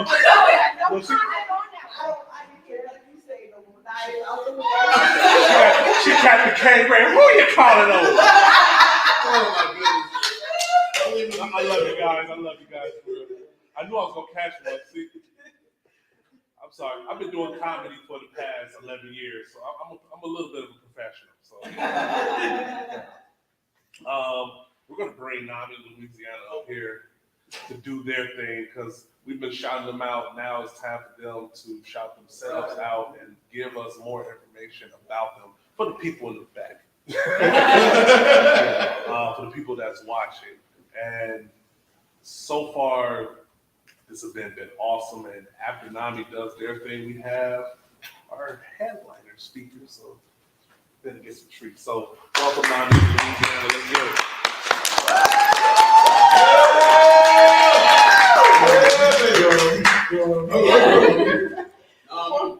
Thank y'all so much for having us. Thank you, Ms. Ebony. We really appreciate being here. I'm LaShonda Williams. I'm the executive director at NAMI Louisiana, and this is Ms. Mary Cash. I'll let her introduce herself. Hi, my name is Mary Cash. I'm the community outreach coordinator and fundraising coordinator at NAMI. So again, thank you. Y'all have been amazing. I mean, just listening to you guys, it's excellent. And the one thing at NAMI, we educate, we advocate for everyone that suffers from a mental illness. And we want y'all to know that you are not alone. There's so many resources out here. And just listening to these stories, how powerful. And the most important thing is to be able to share your story. And so many people say they wear many hats. I'm one of those people. I'm a mother. I'm a wife, I'm an attorney, I'm an executive director. So I have my own small law firm. You are both. I also, as I mentioned, I'm the executive director of NAMI Louisiana, so I have my team. And just as you mentioned, Ms. Candace, having an awesome team is what makes the company, what makes the organization. So I must shout out my team, from Ms. Mary Cash to Tatiana Gonzalez, Jaquanda Quinney, who are not present today, but they are such an amazing group of women that I work with, and they help me to move our vision forward. And we go out in communities and we just want to bring that awareness about mental illness, because again, we have to talk about it. Mental illness is a big deal. It's serious. It's real. It affects everyone. It doesn't discriminate. So, Mr. George, I loved your story and just hearing you share, and that's what more people need. We just need more people sharing that story. And I'll give a little testimony. When I was young, I had an aunt. We didn't know what was going on. I remember I was around 12, 13. We would wake up, she would wake us up at 2 and 3 in the morning and tell us she was hearing someone outside her window of her house. We would go outside with hammers and sticks looking for people. 12, 13, you just woke me up out of my sleep. I don't know what we're doing. She was never diagnosed. It wasn't until I got older that I realized she was suffering. And of course, back then, many of the Black and brown community, we don't like talking about mental illness. So we had to keep it quiet. You know, you didn't talk about that. You didn't say, oh, Auntie Shirley was crazy. Auntie somebody had something. You didn't say that. So we just had to live with it and deal with it. Again, it wasn't until I was older that I realized she was suffering. And if she would have been diagnosed back then, we may have been able to save her. You know, things could have been so much differently. I feel like we all go through something at some point in time, anxiety, depression. I mean, I went through it. I was dealing with I had a son who is deceased now, but he had a disability. I was taking care of a disabled husband. I was going through a lot. I didn't know it at the time that I was actually going through a depression. I was still managing my firm, but I kept fighting. I kept going day by day. I didn't let it show. I didn't show that sign of weakness. I just kept going. But I found myself going home at night and just being in that dark place. And then again, I realized I was actually going through something. So it's so important to share your story, because your story is going to be what saves somebody's life. And getting out there in these communities and bringing that awareness and letting people know that you are not alone. We're all suffering. And if we don't talk about it, we're not going to do anything. If we don't start these conversations and get people doing things, nothing is never going to change. So I just want to applaud each and every one of you guys today, just for sharing your story, just for letting us hear, because again, that's what motivates me to keep going and to say, okay, team, this is what we need to do. This is where we need to go next. And so again, and I'm going to shout out especially our Black and brown communities. We need to talk more about it. We have a pilot program called Sharing Hope. I'm a facilitator of one of those. And just to get those conversations going, letting you know that it's okay. It's okay to talk about it. It's okay to, like you said, have those right people, those positive people on your side. Because if you're around negativity all the time, then you're going to find yourself in that depression, being negative. But if you're around those positive people, you're going to be uplifted and want to see a change, want to do more. So again, I commend everyone, and I just say, keep sharing, keep giving your testimony. I love it. And again, this is what's going to bring about a change. And so now I'll say a little bit about NAMI. We offer different things. We have our signature programs. So I encourage anyone, whatever state you're in, there's a NAMI in all 50 states. So make sure that you get involved. There's many resources out there that people don't know about. And again, why should we recreate the wheel? Why reinvent the wheel? Something is probably already out there. Find a therapist, find somebody to talk to. And just like your primary doctor, if that first one doesn't fit, find another one. You know, don't stop. So just make sure that you're getting the help and just talking to people and sharing your story, because you don't know how many lives you're going to save and just help individuals. So thank you guys so much for having us today.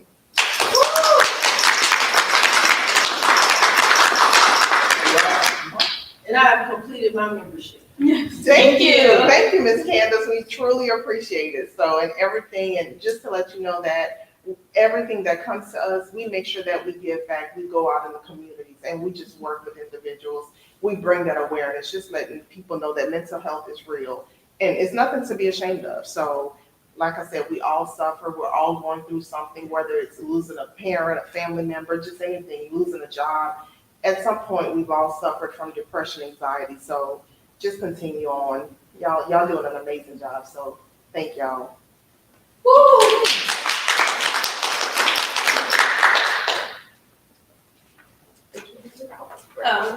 LaShonda said did a really good job at presenting. I'll just say a little bit more about the different programs and stuff that we offer. So like LaShonda said, we offer signature programs. So we have educational classes such as NAMI peer-to-peer and NAMI family-to-family. They are both they both have corresponding support groups and educational classes, which are free to join. They're great. There are a lot of people have come back to say that the support groups have very much helped them and that they have very much helped them find the right resources and the right guidance they need on their mental health journey. We also do NAMI programs, or NAMI presentations, such as Sharing Hope. There's, I'm sorry, I'm going to butcher the name by mistake, but it's called Compartiendo Esperanza, and we have In Your Own Voice as well. We also have a housing assistant program, so if anyone needs any sort of help with housing assistance, you guys can email us at info@nami.com and we can get you assisted in contact with our housing coordinator. We also do, what else do we do? We do outreach programs, we do, what else? Webinars, trainings. If you guys want to know more about our trainings, you can also reach us at info@nami.Louisiana or check out our website as well. Yeah, we're just so glad to be here. Thank you again to Ebonizer for inviting us. We very much appreciate all the proceeds that you are donating from this event to our organization for helping support mental health in the state of Louisiana. So thank you. Amen.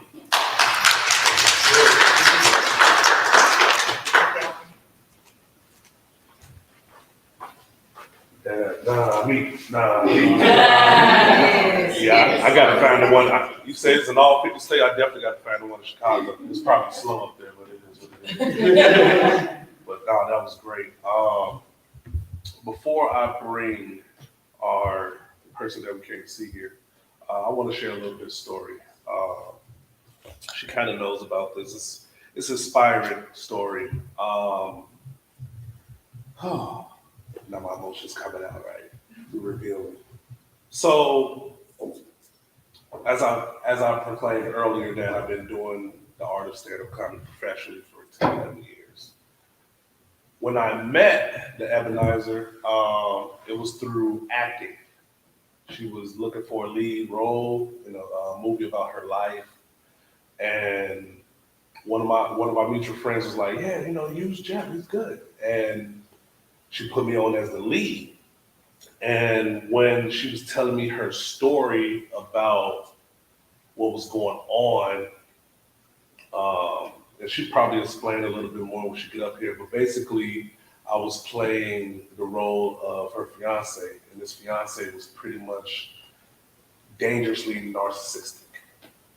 And before I accepted the role, I had to sit down and talk to her like, "Yo, tell me everything about him, because if I'm going to play this role, I want to play it to the core, because when we're acting, we got to make it believable. And since it's based off a true story, I don't want to act a fool, because most acting roles, I'm usually the funny guy or the bodyguard. This is like my first super serious role.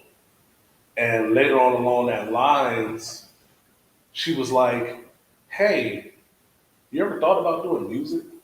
Like the way you tell stories and the way that you compose yourself, I think you can rap or something." And I was like, "Nah, can't do that. Come on now, I can't do that."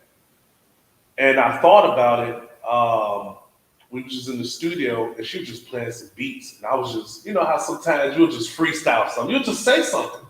Even back in school, you'd be beating on the lunch tables and you're just talking and whatnot. And I realized that in my comedy, I guess you could say, I'm like a Kevin Hart style storyteller. Like I embarrass myself, I talk about my surroundings. I'm very observational. I call it being dangerously politically correct. That's my comedy style. And I got to the point where nowadays, not only am I learning the music industry, but it's almost been 2 years since I've been a successful hip hop artist. I have a single out that's getting a lot of streams, it's in the thousands. I'm currently on tour with the Ebonized, expressing myself as a hip hop artist, comedian, host, speaker, all types of things. And it got to the point where I took my style of comedy and I put it into my rhymes. Because when you hear people from Chicago doing, rap, they say, oh man, he talking about this and this and that, he doing the trap, he doing the drill. No, I wanted to do hip hop, I wanted to tell stories. And I'm at a point now where people was like, you rap now? When did you do this? No, you need to stay funny. I don't know about that rap stuff. I'm like, you didn't give me no shot yet. Let me put out a few albums first. Then you can judge. But at the end of the day, I don't care because I'm going to do what I want to do. She was the first person that believed in me. She actually owns the record label Music Ball Records, and I was her first signed artist. And she took a shot, she took a chance, and it was dope because nobody didn't believe I could do it. Because I thought when you tap into a new skill, you either have it or you don't. But if you know the fundamentals and you train and you practice, you can be good. Actually, since doing music, it made me a better writer, period. I'm writing my jokes better. I'm currently writing a book for the first time. It's gonna be called The Hood Comedy Bible, where I teach people, because there's a book called The Comedy Bible, made by Judy Carter. But I realized that could be a little bit too uppity for our people, So I was like, let me do a hood version of that. And it goes in like some 10 Commandments type stuff. Yeah. Thou shalt not steal a joke. Thou shalt be funny, stuff like that. And I have to give her flowers while she's still here, because man, we shoot. She gonna pretty much tell you a lot about it, but it just inspired me. Like, this is like the first time like I ever been on tour. Like, I've been on comedy stuff like that, but like stuff like this is powerful. And one thing I learned real quick: take care of your body. Take care of your body. Take care of your voice, because most of us is using our voice for many things. So we gotta sip our tea. We gotta make sure we're good. Thank God my voice came back, because I lost it 2 days ago. I promise you. We was in Nashville and I was doing this comedy show, and then she was like, you gotta host a speak too. I was like, crap. So we out here. But without further ado, we're gonna bring our headliner / closing speaker. This woman, oh my God, she's such a beautiful singer. She has a book out called Self-Identity by the Ebonized, which talk about, she's gonna explain it. It's like, I'm emotional right now, because it's like, man, like, this woman done a lot of things, putting this event together, doing tours all across the globe, not just in Chicago, but all across the globe. Because at the end of the day, if you're a business and you try to get your brand out there, you can't stay stagnant. You have to go. You have to travel. And she has one hell of a story, and I cannot wait to hear it, even though I heard it. But it's like when she's in a different hat and she's speaking it, it's a different version, but it's all the same thing. And it's all mostly with mental illness and self-identity. So if y'all can start clapping right now, Give it up for y'all closing speaker. The Ebonizer. All right, I'm very much Hey, y'all had a good time today? Oh man, y'all need some energy. Let me shut up one time. Y'all had a good time today? Yeah! I mean, these speakers done so good, they made my job easier, right? First, let's give a round of applause again for the speakers.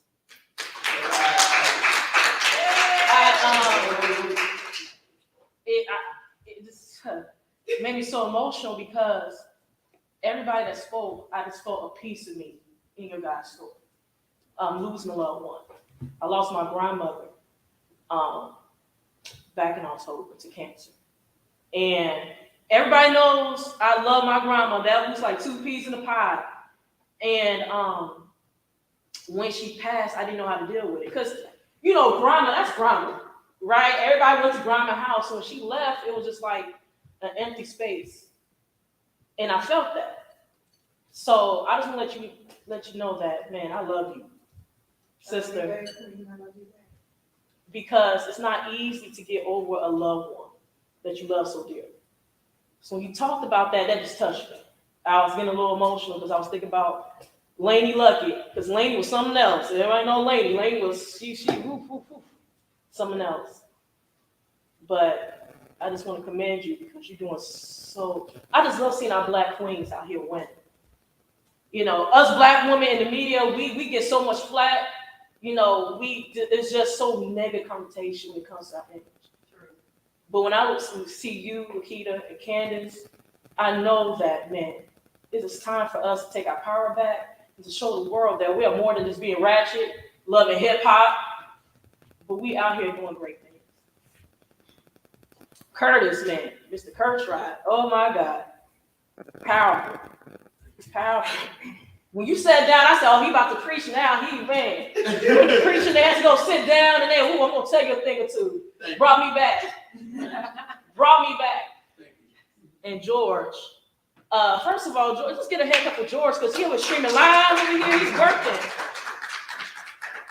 Me and George was talking this outside of Facebook, and it takes a lot of courage to leave what you know and go start somewhere else. It takes a lot of power, and it takes a lot of self-confidence. So I want to commend you, George, for taking that step, because sometimes we have to learn that we have to put ourselves first. It's not about what our family think, what other people think about us.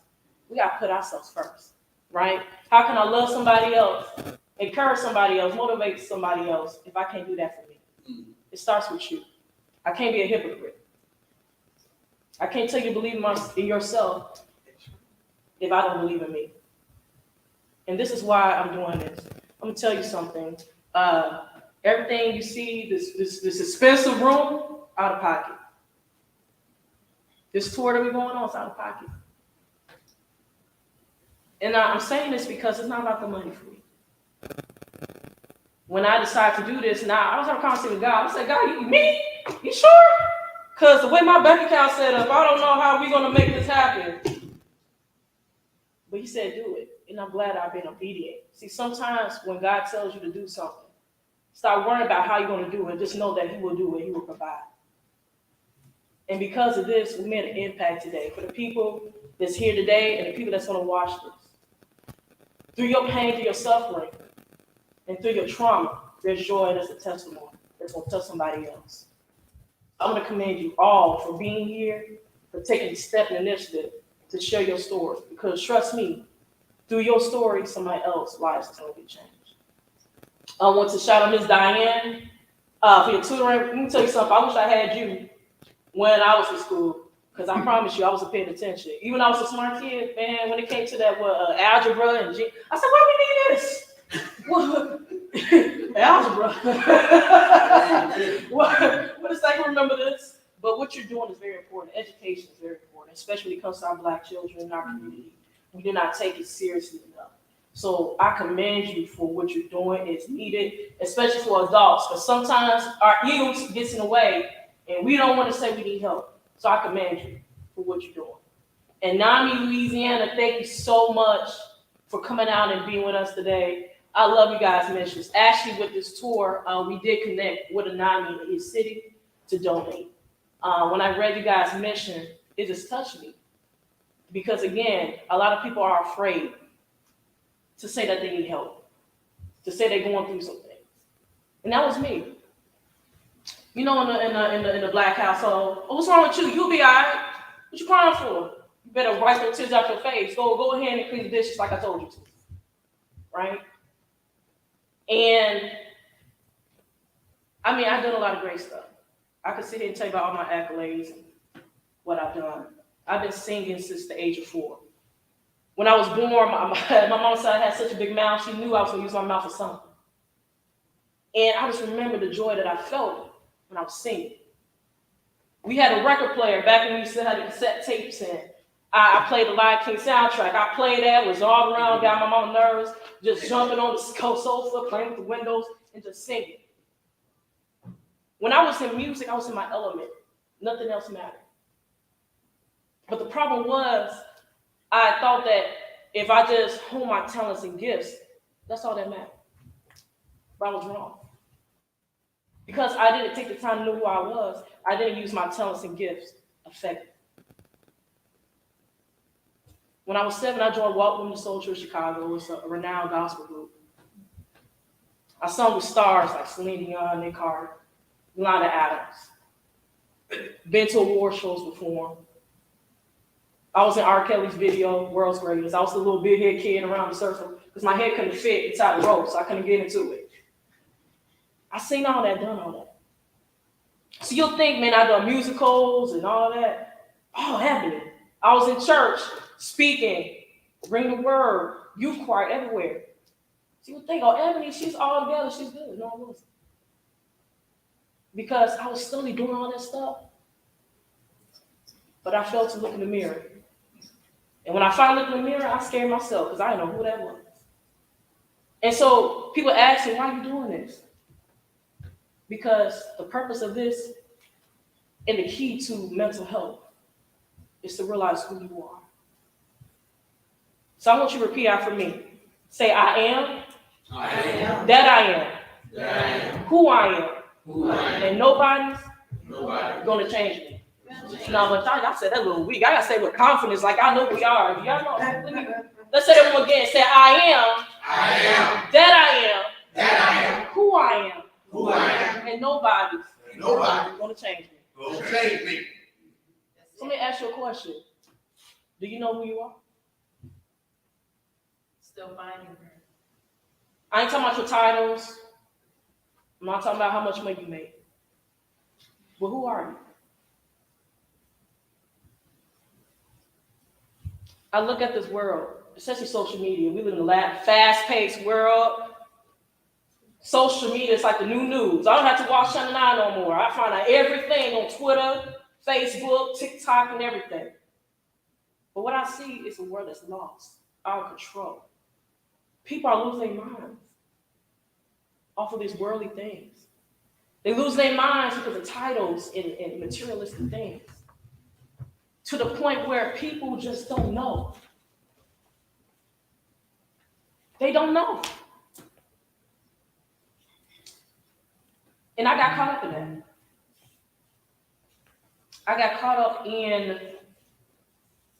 the perception of who I was to others, instead of perceiving who I was because of who I am.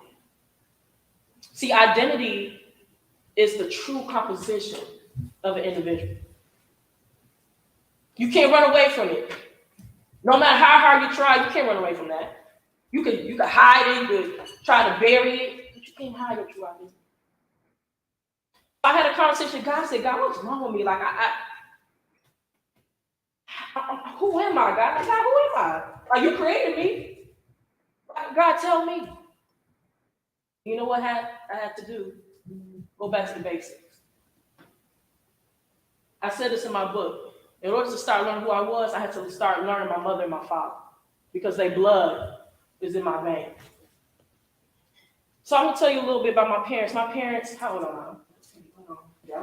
I'm 30. Okay. So they've been married. They've been together for 33 years and been married coming up in April 31. And I grew up in a 2-parent household, Christian background, all that. And so, as kids, you don't understand your parents. You really don't. As a family, when my siblings, we went through a lot. And that's a different day, a different story.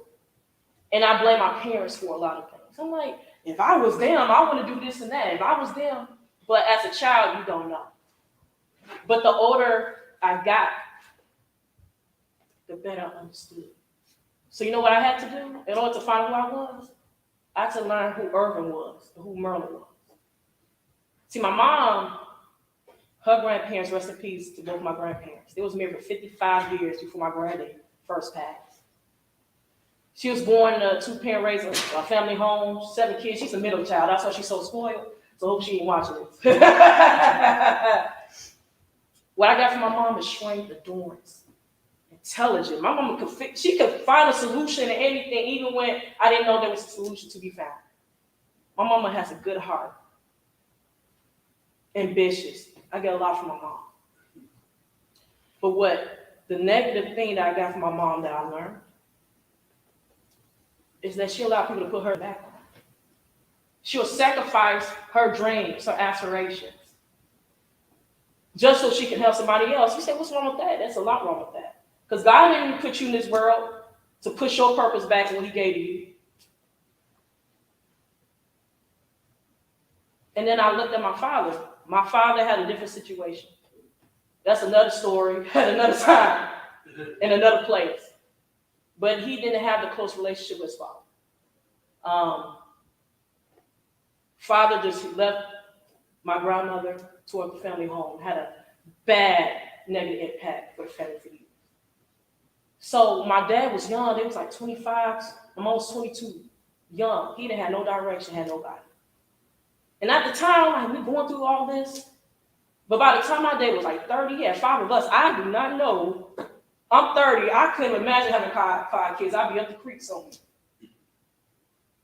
But what I learned from my father, one thing I learned about him, he don't care who you are. Irv is not going to change for nobody. My dad been the same back then, and he's still the same now. But what I also learned from my father is that he shuts himself in. He don't like to express himself. Sometimes, like, Daddy, I try to squeeze it out. What's wrong with you? Come on, it's okay to cry. And I learned the reason why I was behaving or was doing certain things because I got it from my parents. In order for me to fix that, I had to learn the root of the problem. See, a lot of us, we don't want to go to the root of the cause. We're afraid of that. Some of you might like your parents, some of you might not love them.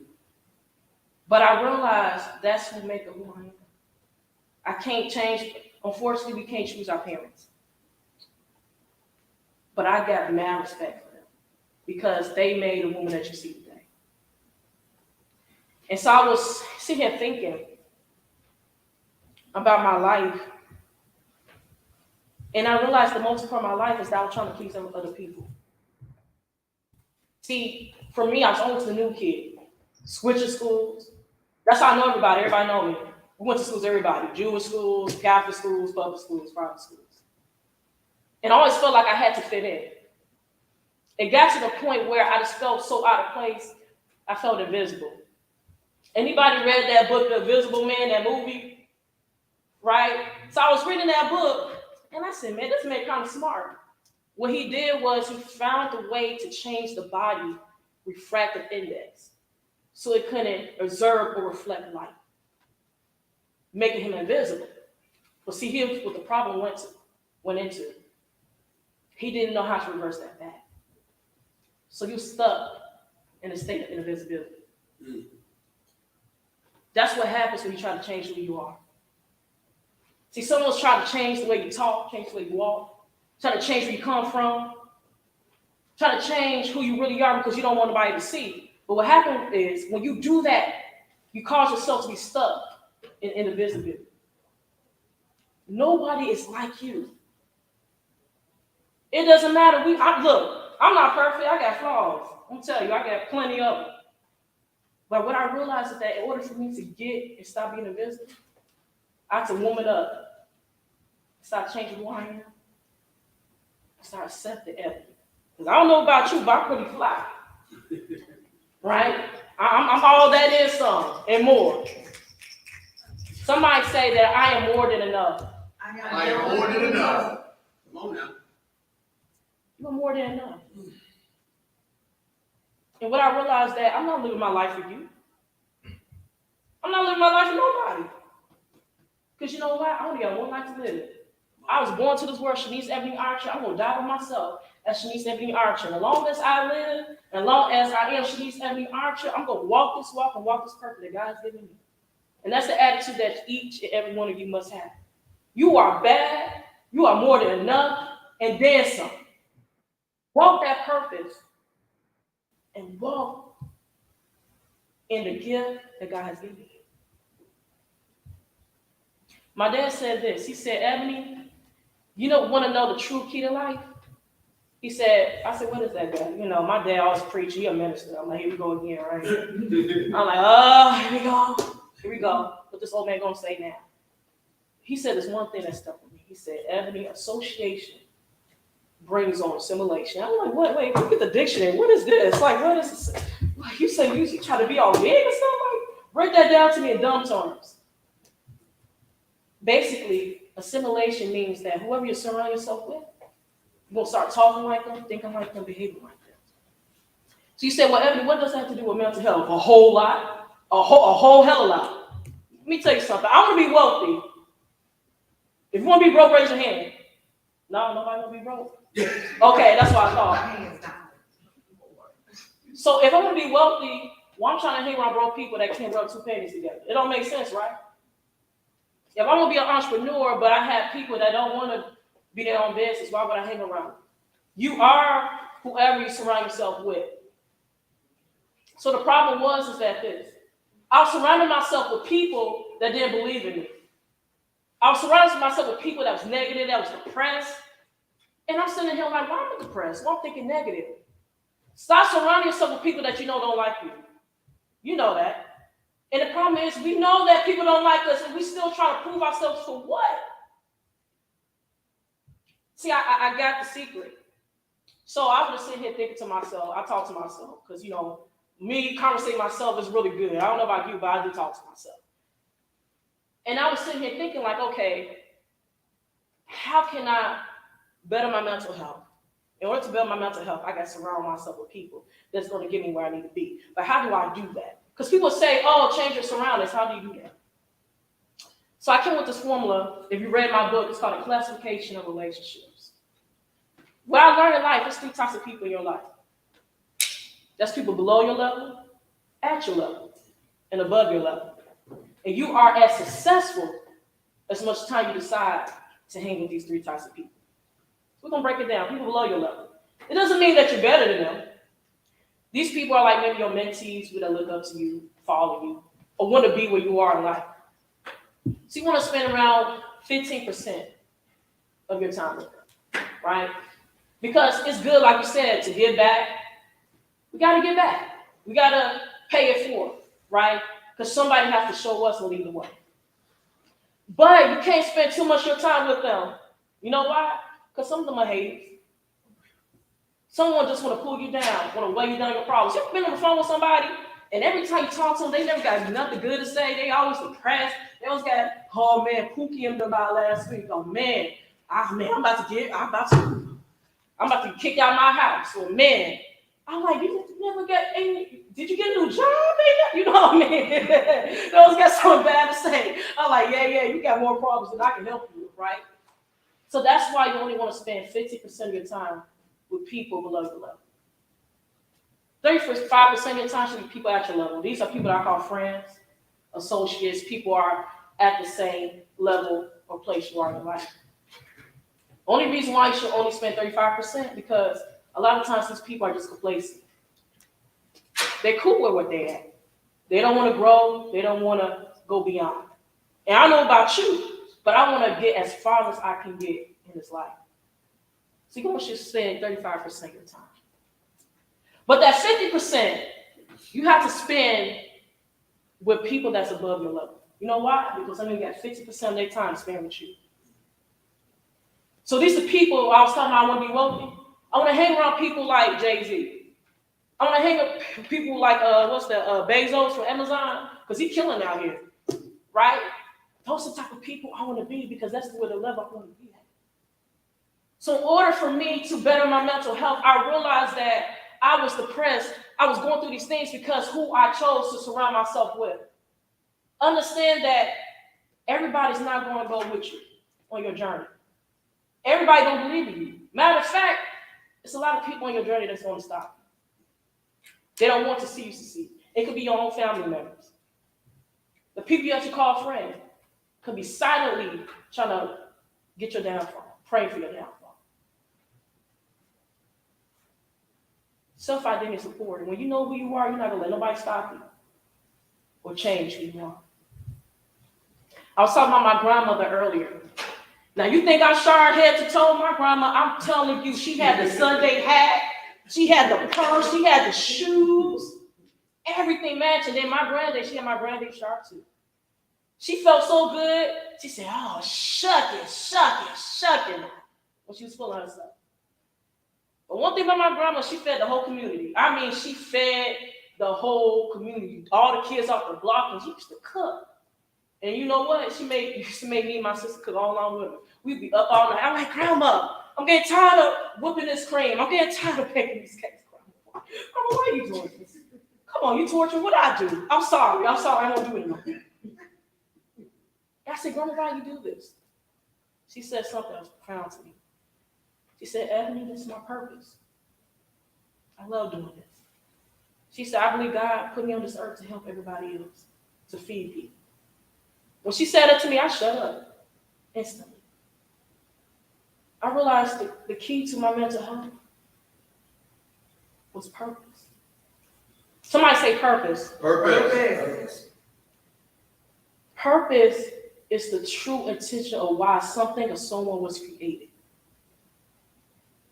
In order to really conquer mental health, you have to learn what your purpose is.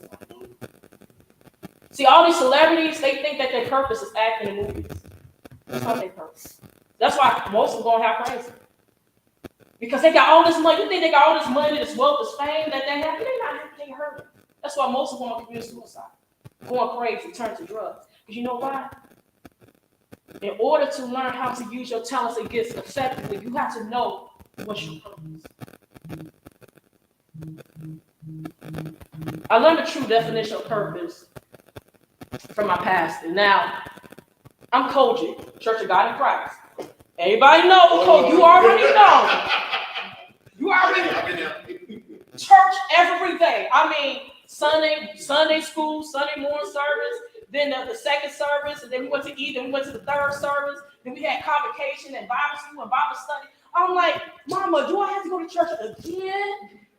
I love Jesus, but how much Jesus do I need? It got so bad, I was going to go to my pastor and give him my 2 weeks notice. I said, you know what, Pastor, I love you. I can't do this no more. I work overtime. Even God rests on the seventh day. I can't do this. But church taught me a lot. Kojic taught me how to be disciplined. And taught me how to act, how to present, how to look, how to get before the church, and how to present myself before God. And my pastor, blessed pastor, Dr. James E. Sims, he had a favorite quote that I love to say, in the true meaning of purpose. And he said this: the purpose of a thing is in the mind of the maker. Purpose is what was wanted to make the maker make the thing. I'll say that one time because I know that went over your head. He said the purpose of a thing is in the mind of the maker. Purpose is what was wanted to make the maker make the thing. So I have to say it one more time. One for the Father, one for the Son, one for the Holy Ghost. The purpose of the thing is in the mind of the maker. Purpose is what was wanted to make the maker make the thing. You know what that means? You are not a mistake. You was purposed to be here. God makes no mistakes. He said, you know, the thoughts and things that he thinks towards you. Whoever's watching this, or if you're here right now, just know that you are somebody. Say that I am somebody. I am somebody. Say I will do great things. I will do great things. Because I have purpose. Because I have purpose. I'm going to take it one step further. See, purpose is the key to unlock the door to your future. But it's going to take faith to push that door open. Faith without works is dead. I want to be here if I didn't have faith. Trust me, I would not be here if I didn't have faith.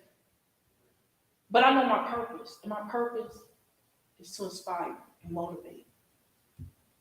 My purpose is to help other people find their purpose. So I want to let you know today that don't let nobody stop you and tell you what you can't do, especially if they're not doing it. Don't you hear what people tell you what you can't do and ain't doing nothing? Like, what you doing? On Facebook, scrolling. What you doing? Gossiping. So never let nobody take your life and take your shot. Because you are bad all by yourself. Because I know I am. I'm bad all by myself. I remember this one time in my life. I was transitioning, being a gospel artist, right? And you know the church is, I went to the army, so they call me a heathen and all of that. And there was one particular time, I used to sing background for a lot of R&B and gospel artists. So it's a well-known gospel artist in Chicago. I used to do background for her. So one day, went to the studio, nobody was there. I said, okay, cool, I was early. All of a sudden, I heard noises. What the hell going on here? That was the TV. Long story short, went to the back, and it was performing sexual activity. That crushed me. Anybody knowing that grew up in the church, it was held to a high standard. But to see somebody that I identified with, to see somebody preaching against the same thing that she was doing to him. Not only did I left the church because of that, I left God. I said, God, you telling me this is what I need to do, and you got, and this is what she's doing. But I realized something. Stop identifying yourself with other people. We are all human. We make mistakes. I have to realize that in order to identify myself, I have to go back to God for myself. I got lost in religion. I got lost in no four walls. When I started, let me tell you something.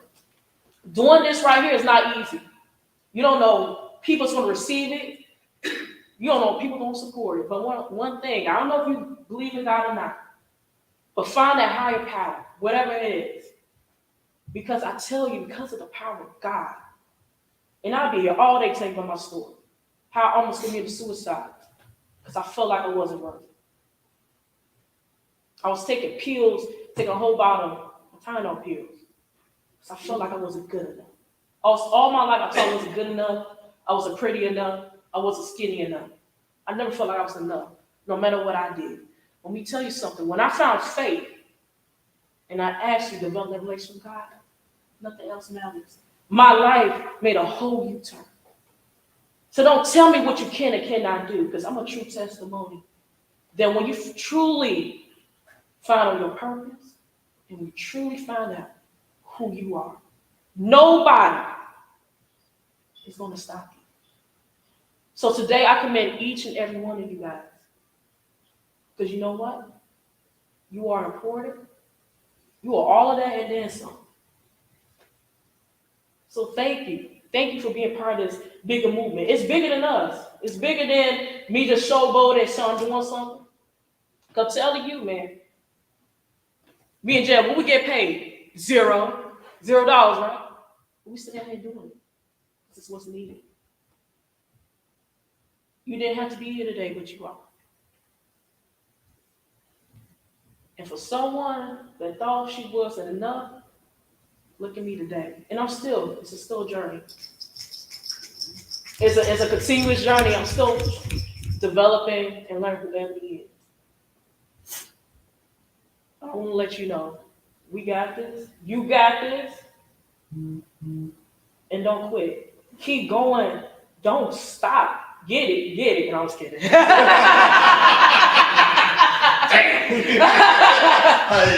was right. I was about that. But I thank you guys so much. This just made me so happy. And I'm getting emotional. But to be here right now, y'all don't understand, to be here right now standing, it's a true testimony. Of pain, frustration, confusion, but I'm still here. And you guys are still here. So give yourselves, give everybody else a round of applause. You made it, you did it. Everybody that's watching now, you missed out if you you're watching this, you missed out on the treat. We are going to city to city. Go to www.theebonizedbooktour.online. We're doing a spring tour, but we're coming back, doing it in the fall. And I want to make the first announcement. We're actually taking this globally in 2023. So watch out, mental health. We're using music, entertainment, and the art of speaking to change lives, just not here in the U.S., but across the world.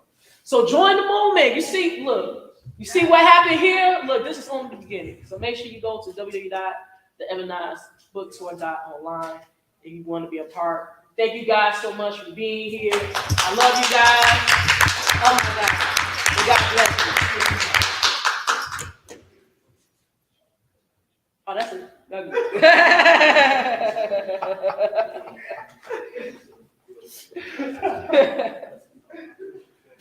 Basically, what she said is send your donations to the church. Exactly. To the church. Exactly. Because, like Ebony said, it's all out of we was all out of pocket with it, and we still had to do it, you know, because that's